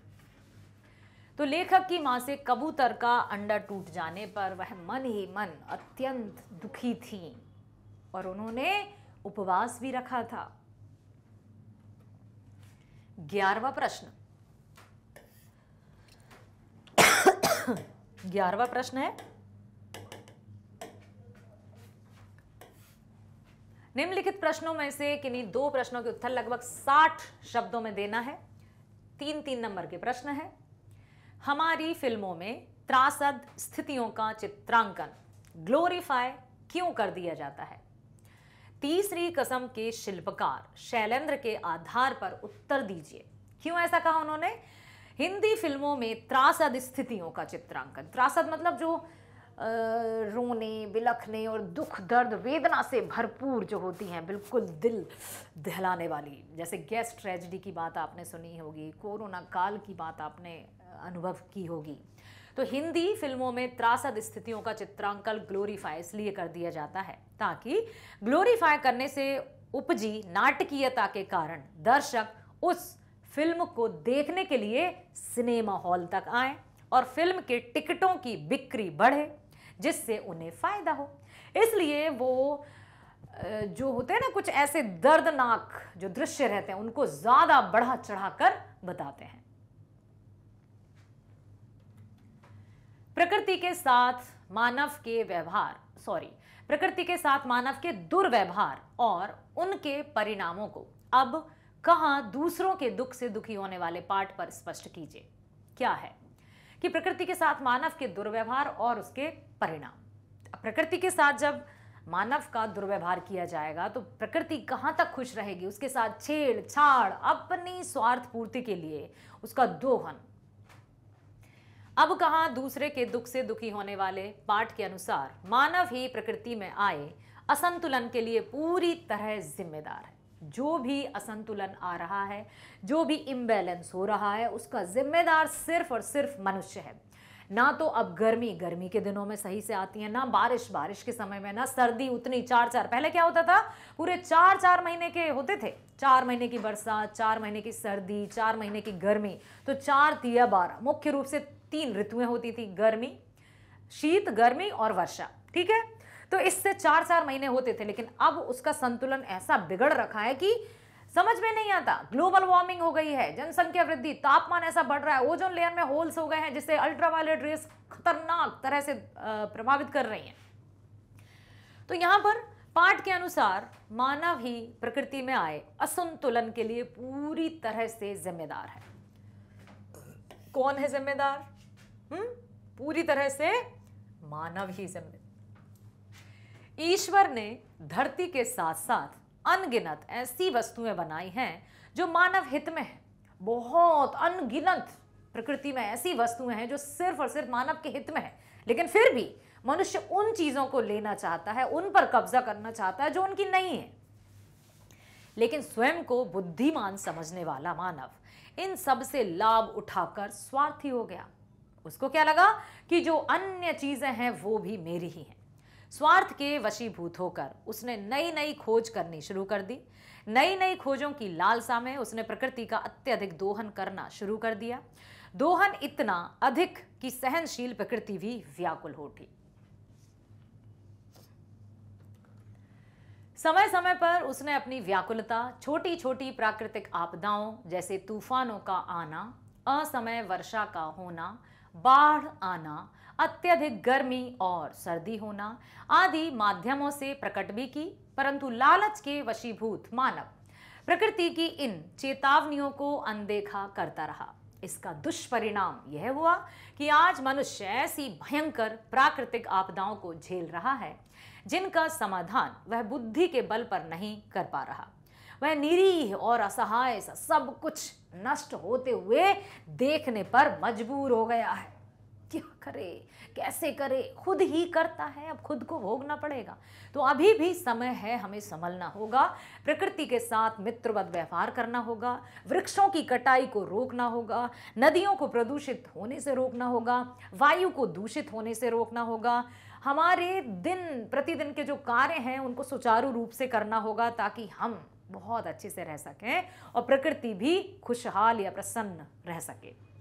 सभी जीव जंतु, वृक्ष, लताएं, पेड़ पौधे, पत्तियां, छोटे छोटे प्राणी, सबका अधिकार है इस प्रकृति पर। फिर मनुष्य क्यों समझता है कि सिर्फ और सिर्फ मेरा ही अधिकार है? ठीक है। व्यवहारवादी मनुष्य तथा आदर्शवादी मनुष्य की विचारधाराओं का अंतर स्पष्ट कीजिए। बेटा अब सुनो ध्यान से कि व्यवहारवादी मनुष्य क्या है और आदर्शवादी मनुष्य क्या है। ये क्वेश्चन बहुत महत्वपूर्ण है, इसके अंतर को सुनो और समझो। समाज में मनुष्य के दो रूप सामने आते हैं, एक व्यवहारवादी और दूसरा आदर्शवादी।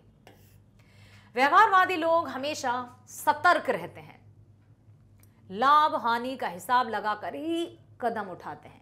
व्यवहारवादी वे जीवन में सफल होते हैं, दूसरों से आगे भी जाते हैं, परंतु यह व्यवहार केवल अपने लाभ के लिए होता है, संपूर्ण समाज के लिए नहीं। मतलब आजकल के लोग व्यवसायी हो गए हैं, व्यवहार में भी व्यवसाय ढूंढते हैं, जहां से मुनाफा अधिक दिखता है उन्हीं से संबंध मधुर बना लेते हैं। तो व्यवहारिकता क्या है यहां पर? बहुत मीठी मीठी बोली बोलेंगे, लेकिन किसके लिए? जिससे उनका खुद का स्वार्थ सिद्ध हो सके, उनका काम बन सके, दूसरों की भलाई की उनको जरा सी भी चिंता नहीं।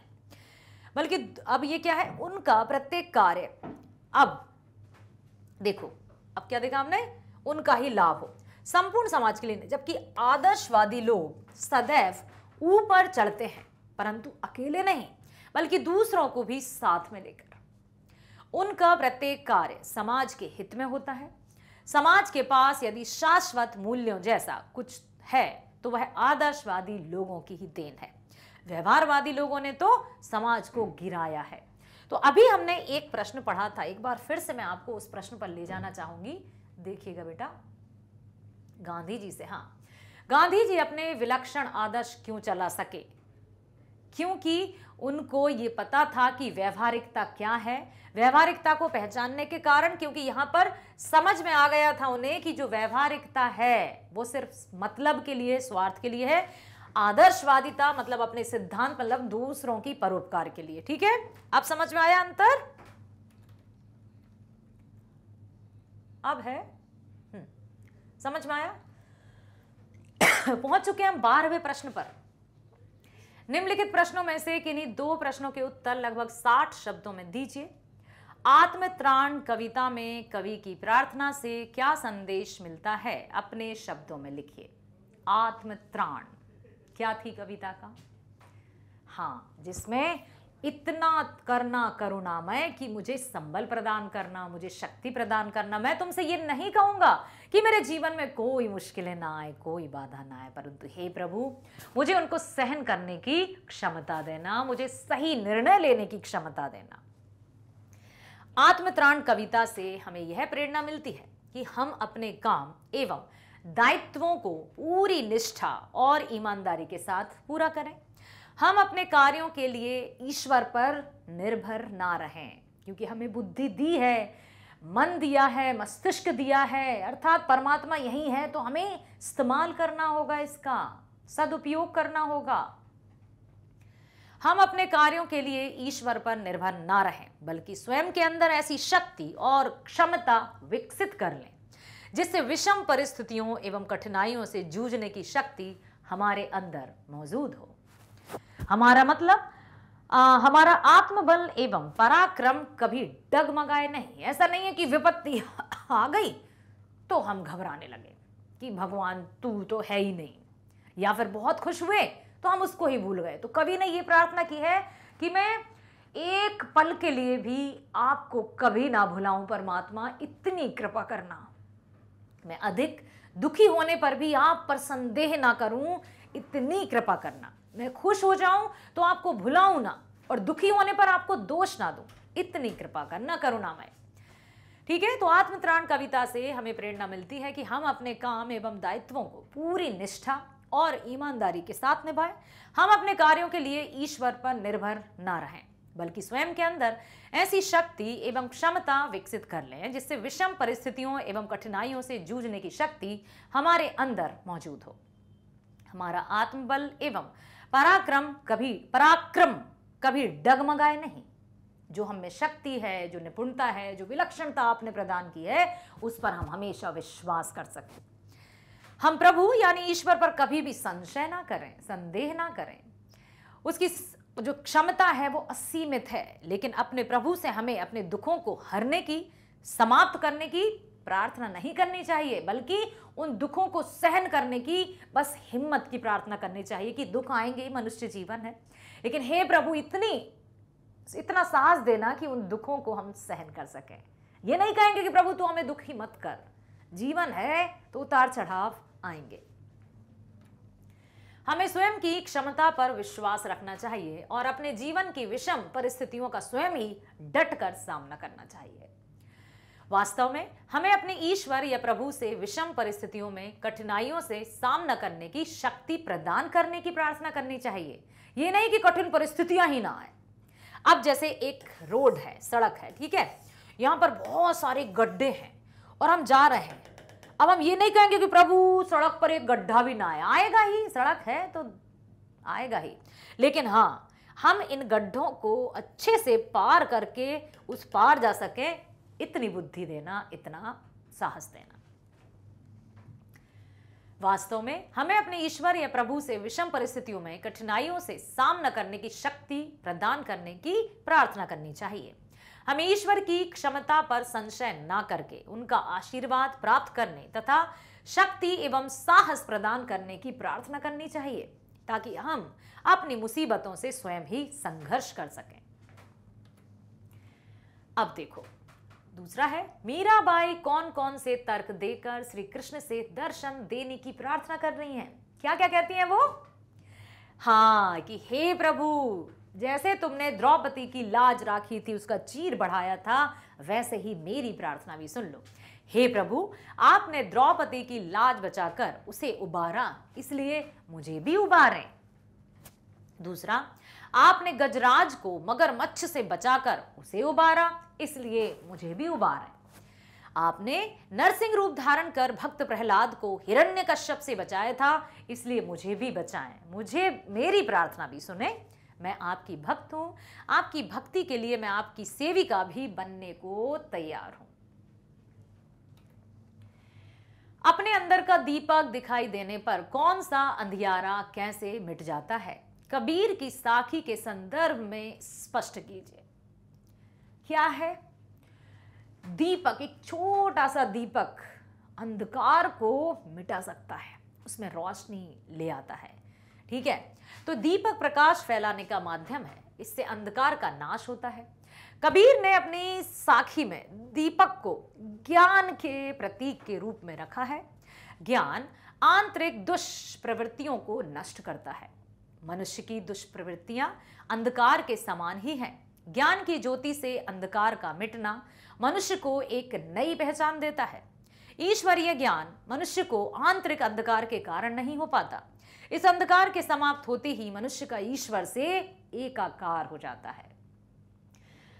वो भी होगा ना कि बुरा जो देखन में चला, मुझसे बुरा ना कोई, जो मन खोजा आप नहीं, ऐसा ना कि कुछ, सॉरी मैं भूल रही हूँ, मतलब दीपक जब जलता है, जब हमें ज्ञान की अनुभूति होती है, तो हमारे मन से सारी अज्ञानता रूपी अंधकार मिट जाता है, ईश्वर की प्राप्ति होती है।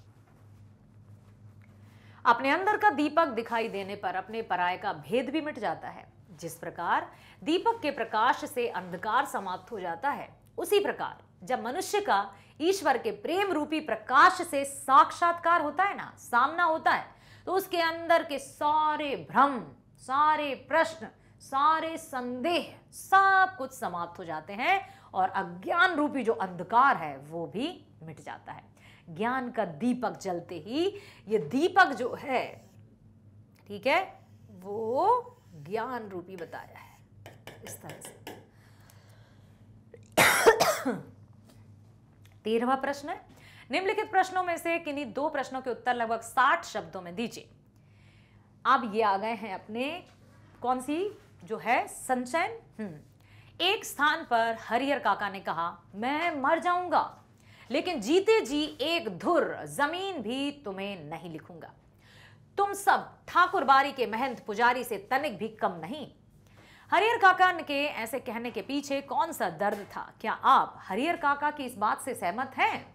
बिल्कुल हम सहमत हैं, क्योंकि हरिहर काका की जमीन के पीछे पहले ठाकुर बारी के लोगों ने उनको बंदी बनाया, उनको बहुत यातनाएं दी, उनके हाथ पैर मुंह बांधकर उनको पीटा, मारा पीटा, और साथ ही साथ कोरे कागजों पर उनके अंगूठा के निशान भी लगवा लिए। क्यों? क्योंकि उनको उनकी जमीन हड़पनी थी। तो वो तो ठाकुर बारी के लोग थे, उनसे कोई रिश्ता नहीं था। लेकिन अति तो तब हो गई, हद तो जब हो गई जब उनके ही सगे भाइयों ने भी ठाकुर बारी के लोगों की तरह ही हरिहर काका के साथ दुर्व्यवहार किया, इतना और अधिक उनको मारा, और कह रहे हैं कि चुप रहो नहीं तो जमीन में गाड़ देंगे, किसी को पता भी नहीं चलेगा। सच में कैसा हो जाता है मनुष्य सिर्फ चंद पैसों के लिए, जमीन जायदाद के लिए। क्या करेगा उतने पैसों का, क्या करेगा उतनी बड़ी जमीन का? जब अंत होगा तो सिर्फ थोड़ी सी जमीन का टुकड़ा ही काफी है। हरिहर काका को महंत और उसके साथियों द्वारा किए गए अत्याचारों से बहुत दुख हुआ। इसके बाद जब वे अपने घर आ गए और घर पर उनके परिवार के सदस्यों ने भी उनसे महंत और उसके साथियों जैसा व्यवहार करना शुरू कर दिया तो उन्हें बहुत दुख हुआ। उन्होंने सोचा कि महंत तो पराया था, लेकिन ये तो मेरे अपने हैं, ये मुझ पर इतना अत्याचार क्यों कर रहे हैं।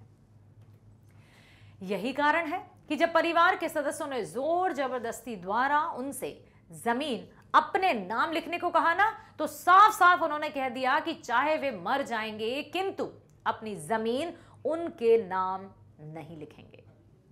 हम हरिहर काका की इस बात से पूरी तरह से सहमत हैं, क्योंकि यदि परिवार के सदस्य भी बाहर के लोगों की तरह ही व्यवहार करने लगे और जोर जबरदस्ती पर उतर आए तो उनमें और जो पराये है या बाहरी व्यक्ति है उनमें क्या अंतर रह जाएगा। क्या परिवार, क्या मतलब क्या खून का रिश्ता और क्या अन्य लोग, ये तो हद हो जाती है ना। ठीक है। सपनों के से दिन गुरदयाल सिंह जी का है। पाठ में हेडमास्टर शर्मा जी की बच्चों को मारने पीटने वाले अध्यापकों के प्रति क्या धारणा थी, जीवन मूल्यों के संदर्भ में उसके औचित्य पर अपने विचार लिखिए। विद्यालय के हेडमास्टर जो थे मदन मोहन शर्मा जी, वो बिल्कुल स्वभाव में बहुत कोमल थे, स्नेह से भरे हुए थे। कभी भी किसी बच्चे ने उनको किसी को डांटते हुए भी नहीं सुना था। लेकिन जब कोई भी शिक्षक बच्चों को डांटता था तो उनमें क्रोध देखा गया। वे विद्यार्थियों को गलतियां होने पर भी दंड देने के बिल्कुल पक्ष में नहीं थे। अपने इन्हीं सिद्धांतों की वजह से उन्होंने पीटी के अध्यापक प्रीतम चंद द्वारा चौथी कक्षा के विद्यार्थियों को सजा दिए जाने पर डांटते हुए विद्यालय से निलंबित कर दिया था। उनके अनुसार विद्यार्थियों के साथ सजा के माध्यम से किया जाने वाला बर्बरतापूर्ण व्यवहार पूर्ण रूप से अनुचित है। हेडमास्टर शर्मा जी का विद्यार्थियों को सजा न देने का सिद्धांत शिक्षक विद्यार्थी के संबंध को दृढ़ता प्रदान करने के लिए अति आवश्यक है। साथ ही साथ विद्यार्थी विद्यालय में विद्या अर्जन के लिए आता है, विद्या ग्रहण करने के लिए आता है। यदि उन्हें वहां अध्यापकों द्वारा घोर दंडित किया जाएगा तो वो कैसे जाएगा। तो वह शिक्षण अधिगम प्रक्रिया में बाधक बनकर मतलब कभी भी उसकी रुचि नहीं होगी विद्यालय जाने की या अपने आप को ठीक है आगे बढ़ाने की, जिसके परिणाम स्वरूप मास्टर प्रीतम चंद के प्रति विद्यार्थियों के व्यवहार को लिया जा सकता है, जो सदैव उनसे भयभीत रहा करते थे। उनके पीरियड की घंटी लगते ही सब थर थर कांपने लगे थे। जब शर्मा जी द्वारा उनको निलंबित कर दिया था, कौन सा पढ़ाते थे वो, क्या पढ़ाते थे वो, फारसी या फ्रेंच क्या पढ़ाते थे, चलो अभी देखते हैं। तो उनको निलंबित करने के बाद भी जब भी उनके पीरियड की बेल लगती थी तो बच्चे धक धक करने लगते थे कि कहीं वो आ तो नहीं रहा, जबकि वो नहीं थे। फिर भी इतनी दहशत कि बच्चे डर गए थे। अब क्या हुआ कि विद्यार्थियों को पढ़ाने के नाम पर पीटने वाले अध्यापकों के प्रति हेडमास्टर शर्मा जी का व्यवहार पूर्ण रूप से उचित और सराहनीय है। असफलताएं हमें जीवन में बहुत कुछ सीखने का अवसर देती हैं। अपने जीवन की किसी घटना का उल्लेख करते हुए टोपी शुक्ला पाठ के आधार पर इस कथन की पुष्टि कीजिए। असफलताएं हमें जीवन में बहुत कुछ सीखने का अवसर देती हैं। बिल्कुल, ये पूरी तरह सच है कि असफलता का मिलना या असफलता प्राप्त होना मतलब समाप्त होना नहीं है, हमें और नया कुछ सीखने की ओर प्रेरणा देता है। असफल होने के बाद व्यक्ति के अंदर कुछ परिवर्तन आता है। यही कारण है कि असफल होने के बाद व्यक्ति सफलता प्राप्त करने के लिए 2 गुना प्रयास करता है। असफलता की पीड़ा उसे सफलता पाने के प्रयास करते रहने की प्रेरित करती है। और मुझे याद है कि जब मैं 7वीं कक्षा में था तो अपनी कक्षा में मैं अनुत्तीर्ण हो गया, जिसके कारण मेरे सभी दोस्तों और पड़ोसियों ने मेरा काफी मजाक उड़ाया। स्थिति इतनी बदतर लगने लगी कि मैंने घर से निकलना भी काफी कम कर दिया। अपने दोस्तों के साथ भी खेलने नहीं जाता था, मन ही मन में घुटने लगा। इसका परिणाम यह हुआ कि मैं अंतर्मुखी बनने लगा। अंतर्मुखी मतलब जो ज्यादा बातचीत नहीं करते, किसी से भी आंख से आंख मिलाकर बात नहीं करते, मतलब इंट्रोवर्ट जिसको कहते हैं, अंतर्मुखी, शाय कहो या डरपोक कहो, इस तरह के।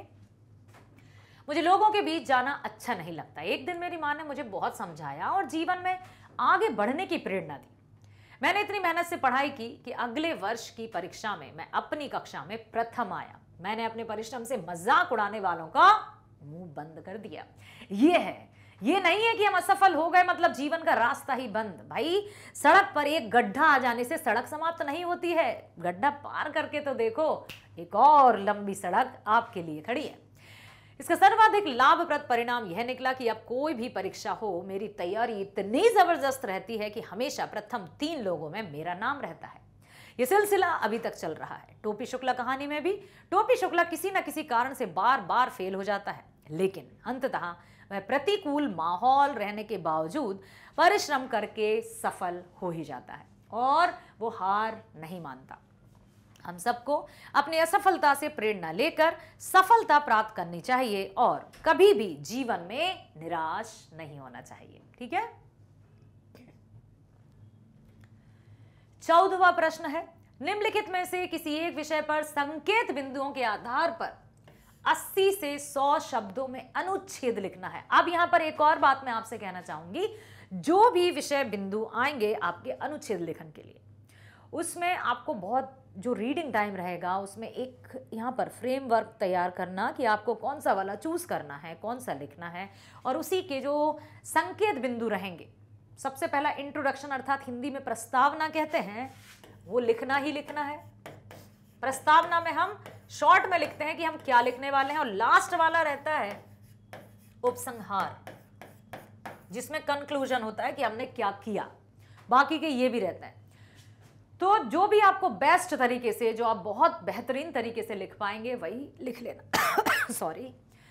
संकेत बिंदु क्या है? वृक्षारोपण का महत्व है, और वृक्षारोपण का अर्थ, वृक्षारोपण क्यों, हमारा दायित्व। ठीक। वृक्षारोपण का सामान्य अर्थ है वृक्ष लगाकर उन्हें उगाना, जिससे प्रकृति का संतुलन बना रहे। वृक्षों का मानव जीवन में बहुत महत्व है। वृक्षारोपण इसलिए आवश्यक है ताकि वृक्ष सुरक्षित रहें। यदि वृक्ष नहीं रहेंगे तो हमारा जीवन शून्य होने लगेगा। एक समय ऐसा आएगा कि हम जीवित भी नहीं रह पाएंगे। क्यों? क्योंकि ऑक्सीजन, प्राणवायु तो हमें वृक्ष ही देते हैं। इससे प्रकृति का संतुलन बिगड़ जाएगा। इस प्रकार वृक्षारोपण पर्यावरण को संतुलित कर मानव के अस्तित्व की रक्षा करने के लिए अति आवश्यक है।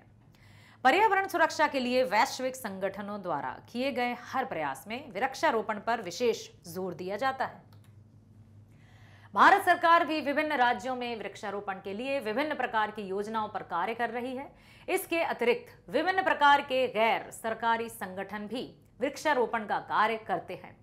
वृक्षारोपण के कार्यक्रमों को प्रोत्साहन देने के लिए लोगों को वृक्षों से होने वाले लाभों से अवगत कराकर पेड़ लगाने के लिए प्रेरित करना होगा। कुछ संस्थाएं तो वृक्षों को गोद लेने की परंपरा भी कायम कर रही हैं। शिक्षा के पाठ्यक्रम में वृक्षारोपण को भी पर्याप्त स्थान देना होगा। पेड़ लगाने वाले लोगों को प्रोत्साहित करना होगा। यदि हम चाहते हैं कि प्रदूषण कम हो एवं हम पर्यावरण की सुरक्षा के साथ सामंजस्य रखते हुए संतुलित विकास की ओर अग्रसर हों, तो इसके लिए हमें अनिवार्य रूप से वृक्षारोपण करना होगा। वृक्ष रहेंगे जहां मनुष्य जीवन सुरक्षित होगा, वहां वृक्ष ही हमारी जान सांस के लिए हैं। ठीक है। यदि वृक्ष नहीं होंगे तो मनुष्य भी नहीं होंगे। ठीक है। अब दूसरा है इंटरनेट की दुनिया। संकेत बिंदु क्या है? इंटरनेट से तात्पर्य, मतलब इंटरनेट क्या है, इसका अर्थ क्या है? सूचना का मुख्य साधन। कैसा मुख्य साधन? डिस्क्राइब करेंगे हम। लाभ और हानि लिखेंगे कि क्या क्या इंटरनेट के लाभ हैं, क्या क्या इसकी हानि है। उसके बाद उपसंहार लिखेंगे, मतलब कंक्लूजन।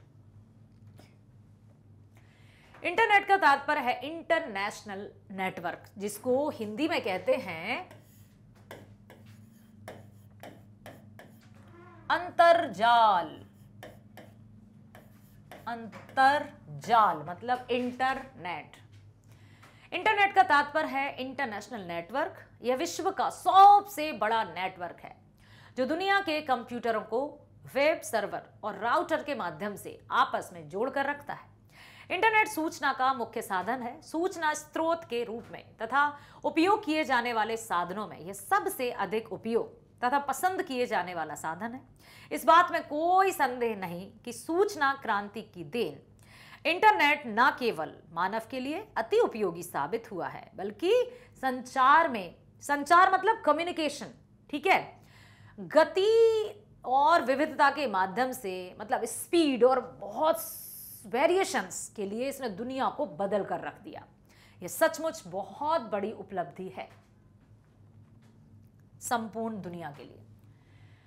इंटरनेट के आविष्कार से सूचनाओं का अतिशीघ्र, मतलब बहुत शीघ्रता से, अतिशीघ्र मतलब बहुत जल्दी हर एक सूचना का आदान प्रदान संभव हो चुका है। हम सब जानते हैं, अब तो हम सब टेक्नो फ्रेंडली हो चुके हैं, ठीक है। कौन कहां है, दुनिया के किसी भी कोने में हो, इंटरनेट की सहायता से हम एक दूसरे से देख कर बातें कर सकते हैं। जबकि पहले संदेश भेजना बहुत बड़ी बात थी, अब फेस टू फेस हम बात कर सकते हैं। आज इंटरनेट के द्वारा यातायात के लिए टिकट, होटल की बुकिंग, किताब का ऑर्डर, मित्रों से ऑनलाइन चैटिंग आदि संभव हो गया है। इसके साथ ही इंटरनेट ने आज शिक्षा को भी नए अवसर प्रदान किए हैं। इंटरनेट के लाभ के साथ साथ इसकी कई कहानियां भी हैं। इसके प्रयोग से युवा सोशल नेटवर्किंग साइटों की ओर काफी आकर्षित होते हैं। यहां पर मैं आज की युवा पीढ़ी को यह बात बताना चाहूंगी, जो कि आपके माता पिता, टीचर सब लोग बताते हैं कि बेटा हमें अपना भविष्य सुरक्षित बनाना है, सुनहरा बनाना है।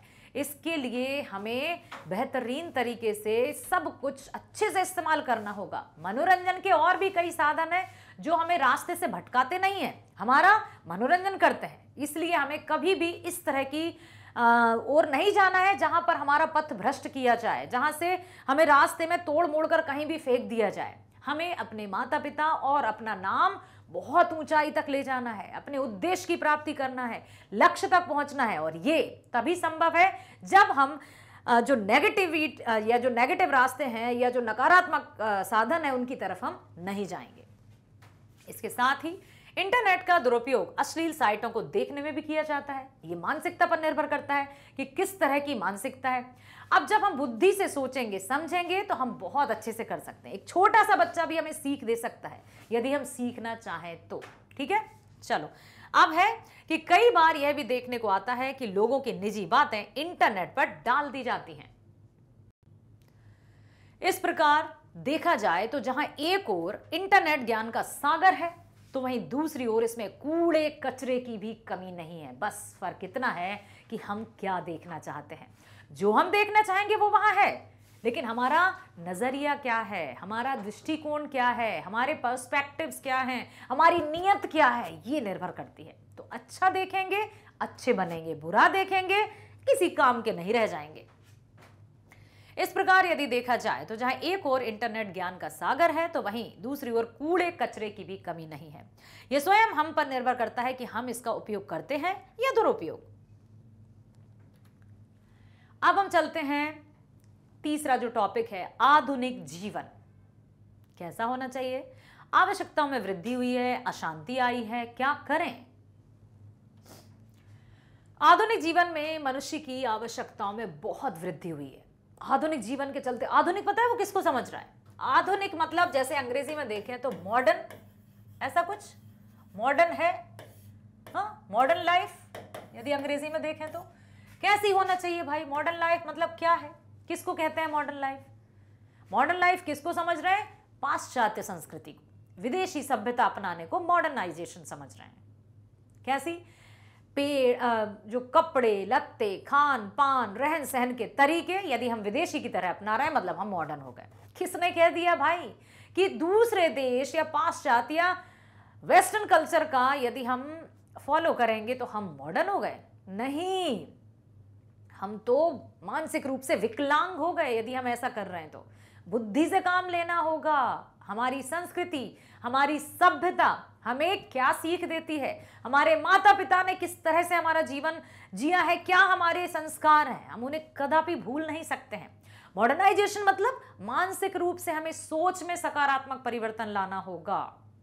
हमें सिर्फ कम कपड़े पहनने या छोटे कपड़े पहनने से हम मॉडर्न नहीं बनते हैं। हमारी सभ्यता हमारी मान मर्यादा में है कि किस तरह से हम अपना जीवन जीते हैं। आधुनिक जीवन में मनुष्य की आवश्यकताओं में काफी वृद्धि हो गई, आवश्यकताएं बढ़ गई। क्यों? स्वयं को आधुनिक दिखाने के लिए हमने ऊंचे ऊंचे भवनों का निर्माण किया। बड़ी बड़ी, मतलब इसके पास ये है तो मेरे पास भी होना चाहिए, होड़ की भावना जागी। नए नए उपकरणों का प्रयोग, आधुनिक फैशन प्रणाली आदि को अपना लिया। समय के साथ ही मनुष्य की आवश्यकताओं में और भी अधिक वृद्धि होती गई। पहले जहां एक ही घर में संयुक्त परिवार आनंद के साथ रहते थे, अब उससे भी बड़े घर में 4 व्यक्तियों का परिवार, एकल परिवार अशांति के साथ रह रहा है। जब 4-4, 6-6 परिवार एक साथ रहते थे, संयुक्त परिवार में थे, तो सब खुशहाल रहते थे। लेकिन आज एक ही परिवार के 4 सदस्य भी सही नहीं रह रहे हैं, मानसिक रूप से अशांत हो गए हैं। आधुनिक होने के साथ साथ मनुष्य के जीवन में असुविधाओं में भी वृद्धि हो गई है, क्योंकि असंतुष्ट हो गए हैं पूरी तरह से। इसका परिणाम क्या हुआ कि आज व्यक्ति के जीवन में अशांति ही अशांति है, कोई संतुष्टि नहीं, कोई संतोष नहीं। बहुत अधिक कमाने के बाद भी व्यक्ति की आवश्यकताओं की पूर्ति नहीं हो पाती, जिसके कारण वह चिंतित रहता है। इस तरह उसके जीवन में अशांति बढ़ रही है। काम के बोझ के कारण व्यक्ति में खोज उत्पन्न हो गई। उसके पास सुविधाएं तो बहुत हैं, किंतु समय कम है। बहुत अधिक निपुण होने के बाद भी वह समस्याओं में उलझा रहता है। आधुनिक मनुष्य ना रहने का तरीका तो सीख लिया है, आधुनिक मनुष्य ने रहने का तरीका तो सीख लिया है, किंतु उसे जीना नहीं आया। कैसे रहना है? ऐसे पहनेंगे, ऐसे रहना है, लेकिन जीना कैसे है ये भूल गया। रिश्ते नातों से दूर हो गया, भावना शून्य हो गया, संवेदनाहीन हो गया। क्या ये मनुष्य की पहचान है? आ गए हम 15वें प्रश्न पर, जो कि 5 नंबर का है। अस्पताल कर्मचारियों के सद्व्यवहार की प्रशंसा करते हुए मुख्य चिकित्सा अधिकारी को लगभग 80 से 100 शब्दों में पत्र लिखिए। कौन सा है? औपचारिक या अनौपचारिक? औपचारिक पत्र जो ऑफिशियल लेटर्स होते हैं, जैसे किसी अधिकारी को लिखा जाए, विद्यालय के प्रधानाचार्य को लिखा जाए, ऑफिस में लिखा जाए, कर्मचारी मतलब किसी मंत्री को लिखा जाए, नगर निगम के अधिकारी या बस परिवहन मंत्री, कुछ भी इस तरह के जो अधिकारियों या मंत्रियों को या नेतागण को या संपादक को या किसी को भी जो हमारे रिश्ते में नहीं है, जिनसे हम औपचारिकताओं के संबंध बने हुए हैं, वो ऑफिशियल लेटर के अंतर्गत आते हैं, जिन्हें औपचारिक पत्र कहते हैं। ठीक है, तो बताओ, अस्पताल कर्मचारियों के सद्व्यवहार की प्रशंसा करते हुए मुख्य चिकित्सा अधिकारी, तो ये कौन सा आएगा बेटा? ये है आपका औपचारिक, है ना? औपचारिक पत्र हो या अनौपचारिक, लिखना हमें लेफ्ट हैंड साइड से ही स्टार्ट करना है। तो सेवा में मुख्य चिकित्सा अधिकारी, जिला चिकित्सालय, दिल्ली 110008, दिनांक 22/2/2020 लिख दीजिए। और एक बात, औपचारिक पत्र में विषय अनिवार्य रूप से लिखा जाता है, विषय कंपल्सरीली लिखा जाता है, कभी भूलना मत।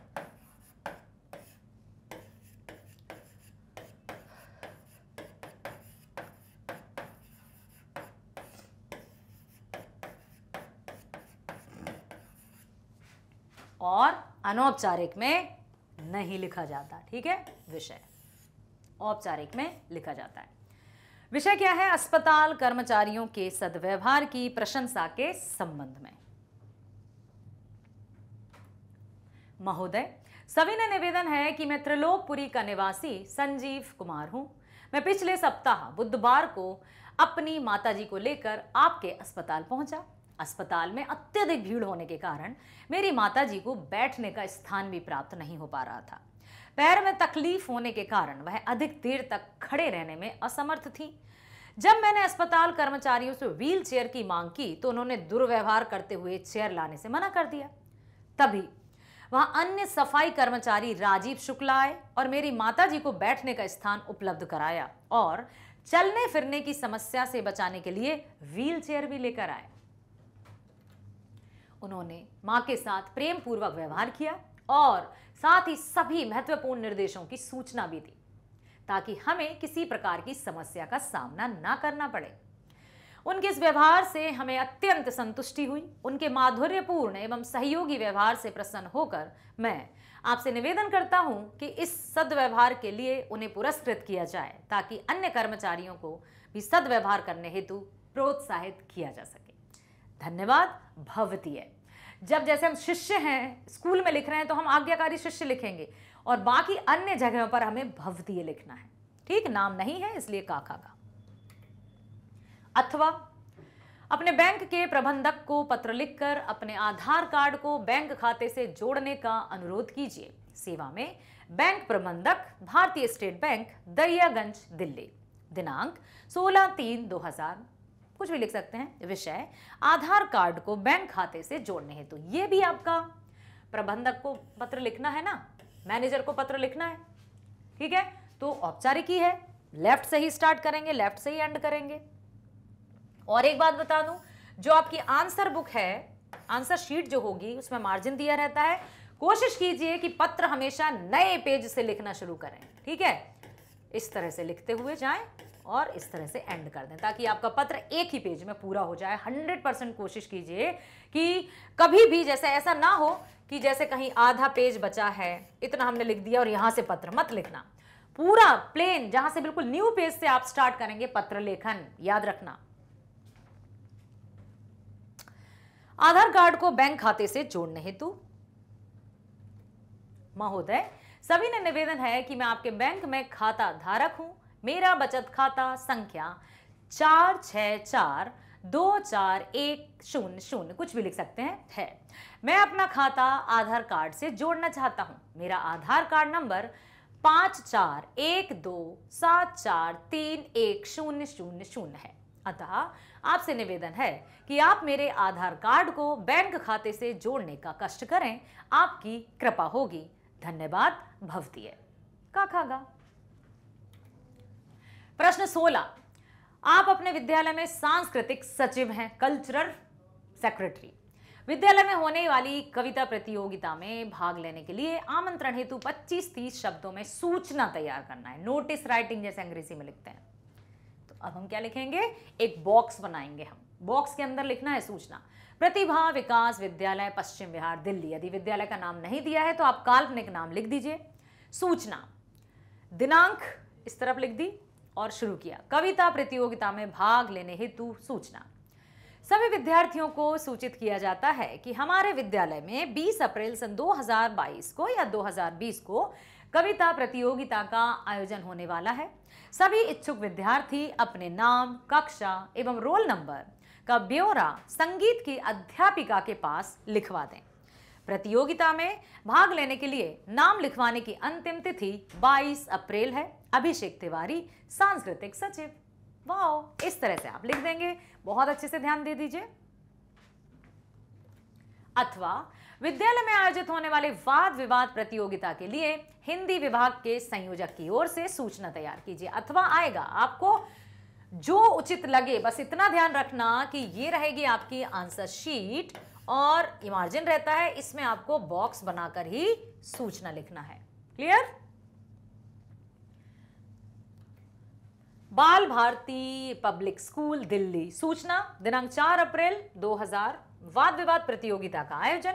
सभी विद्यार्थियों को सूचित किया जाता है कि बाल भारती पब्लिक स्कूल दिल्ली में वाद विवाद प्रतियोगिता का आयोजन 25 अप्रैल 2020 को प्रातः 10 बजे से 12 बजे तक होने जा रहा है। प्रतियोगिता में भाग लेने के इच्छुक छात्र और छात्राएं अपना तथा अपने विद्यालय का नाम हिंदी विभाग बाल भारती स्कूल की संयोजक के पास लिखवा लें। प्रतियोगिता में भाग लेने के लिए नाम लिखवाने की अंतिम तिथि 18 अप्रैल है। अनुपमा द्विवेदी, संयोजक, हिंदी विभाग।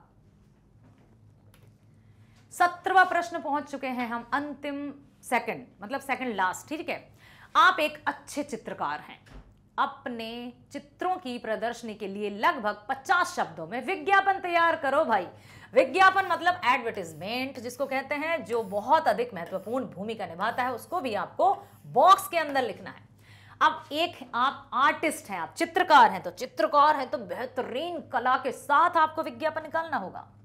देखो, चित्रों की प्रदर्शनी, मेरे द्वारा बनाए गए चित्रों की एक प्रदर्शनी आयोजित की जा रही है जिसमें कुछ चित्र बिक्री हेतु उपलब्ध हैं। दिनांक 25 अप्रैल 2020 से 28 अप्रैल 2020 तक। स्थान प्रगति मैदान हॉल नंबर 10। समय प्रातः 10 बजे से 5 बजे शाम तक। मुख्य आकर्षण सुंदर और आकर्षण चित्र। विभिन्न विषयों पर आधारित उच्च क्वालिटी उचित मूल्य पर उपलब्ध। संपर्क करें। सभी चित्रों पर 5% की छूट। आप तो 50% की छूट लिख दीजिए। पहले 50 ग्राहकों को 50% की छूट। इस तरह से लोभ दिए जाते हैं, लालच दिए जाते हैं विज्ञापन में, ठीक है।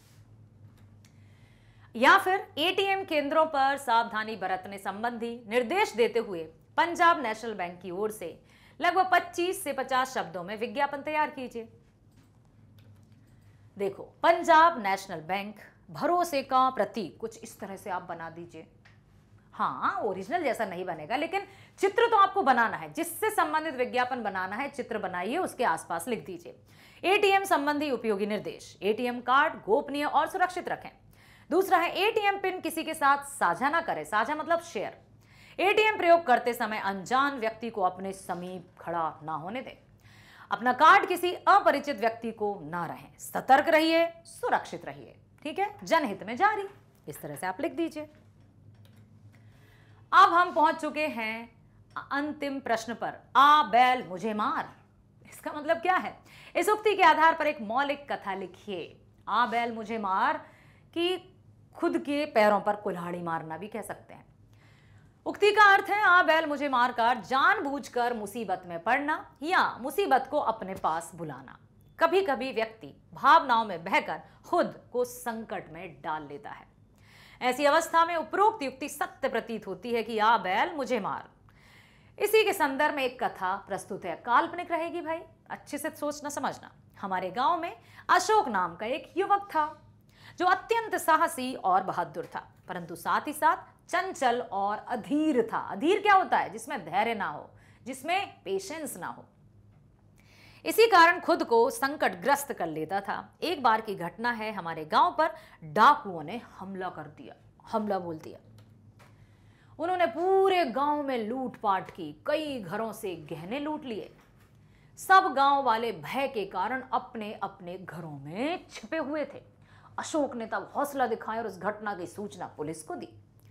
पुलिस बिना समय गवाए गांव में पहुंच गई और डाकुओं को चारों ओर से घेर लिया। पुलिस ने यह घोषणा भी कर दी कि सभी गांव वाले अपने अपने घरों में छिपे रहें और डाकुओं को चेतावनी दी कि वे आत्मसमर्पण कर दें।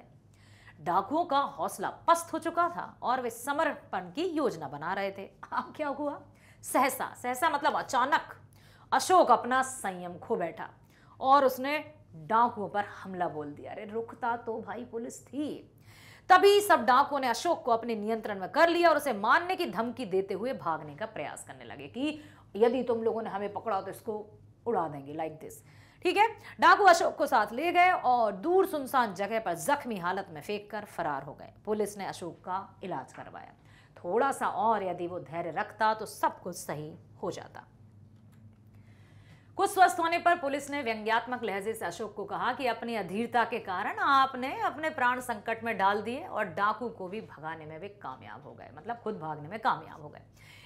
यदि अशोक खुद को संयमित रखता तो पुलिस अपने अभियान में सफल जरूर होती, अशोक के प्राणों को भी खतरा नहीं होता। अब यह उक्ति इस घटना की ओर अशोक पर सत्य प्रतीत हो रही है कि आ बैल मुझे मार। इस कथा से हमें यह शिक्षा मिलती है कि बिना सोचे विचारे कार्य करके मुसीबत मोल नहीं लेनी चाहिए। समझ में आया? अपने क्षेत्र के चिकित्सा अधिकारी को ईमेल लिखकर यह अवगत कराइए कि सरकारी अस्पताल में अव्यवस्था सुधारने के लिए उचित कदम उठाएं। ईमेल लिखना है तो ईमेल आप इस तरह से लिखेंगे, बॉक्स बनाकर ही लिखेंगे, प्रेषक ravi@gmail.com, प्रेषिती, जो भी आपको इस तरह से लिखना है, प्रैक्टिस करना है। सरकारी अस्पताल में फैली अव्यवस्था के विषय में। मुख्य चिकित्सक महोदय, मैं नगर के दक्षिणी क्षेत्र ब्लॉक का निवासी हूं। इस क्षेत्र में एकमात्र सरकारी अस्पताल है। उसकी दुर्दशा के बारे में आपका ध्यान आकर्षित करना चाहता हूं। आपकी जानकारी के लिए बता दूं कि यहाँ के चिकित्सक सप्ताह में केवल 1 या 2 बार ही आते हैं। मरीजों को ठीक ढंग से इलाज भी नहीं मिलता। अस्पताल के महंगे जांच उपकरण या तो धूल फांक रहे हैं या बंद पड़े हैं। इस अस्पताल में जांच रिपोर्ट बाहर कराने के लिए कहा जाता है। जो दवा मरीजों को मुफ्त में मिलनी चाहिए उन्हें नहीं मिलती है, उसे बाजार खरीदने के लिए कहा जाता है। अस्पताल की यही दवा बैंक डोर से अस्पताल के कर्मचारी मेडिकल स्टोर से बेच देते हैं। अस्पताल में साफ सफाई की व्यवस्था भी नहीं है। आपसे विनम्र अनुरोध है कि तत्काल प्रभाव से अस्पताल की जांच कराकर यहां की व्यवस्था ठीक कराएं, जिससे कि यहां के क्षेत्रवासियों को समुचित चिकित्सा सुविधा मिल सके। धन्यवाद। आवासा, दिनांक 9 नवंबर 2022। तो बेटा, इस तरह से हमें सभी प्रश्नों को पढ़कर बहुत अच्छे से उत्तर लिखना है। मुझे पूरा भरोसा है कि आप परीक्षा बहुत अच्छे से देकर आएंगे। हम आपके साथ हैं। All the best.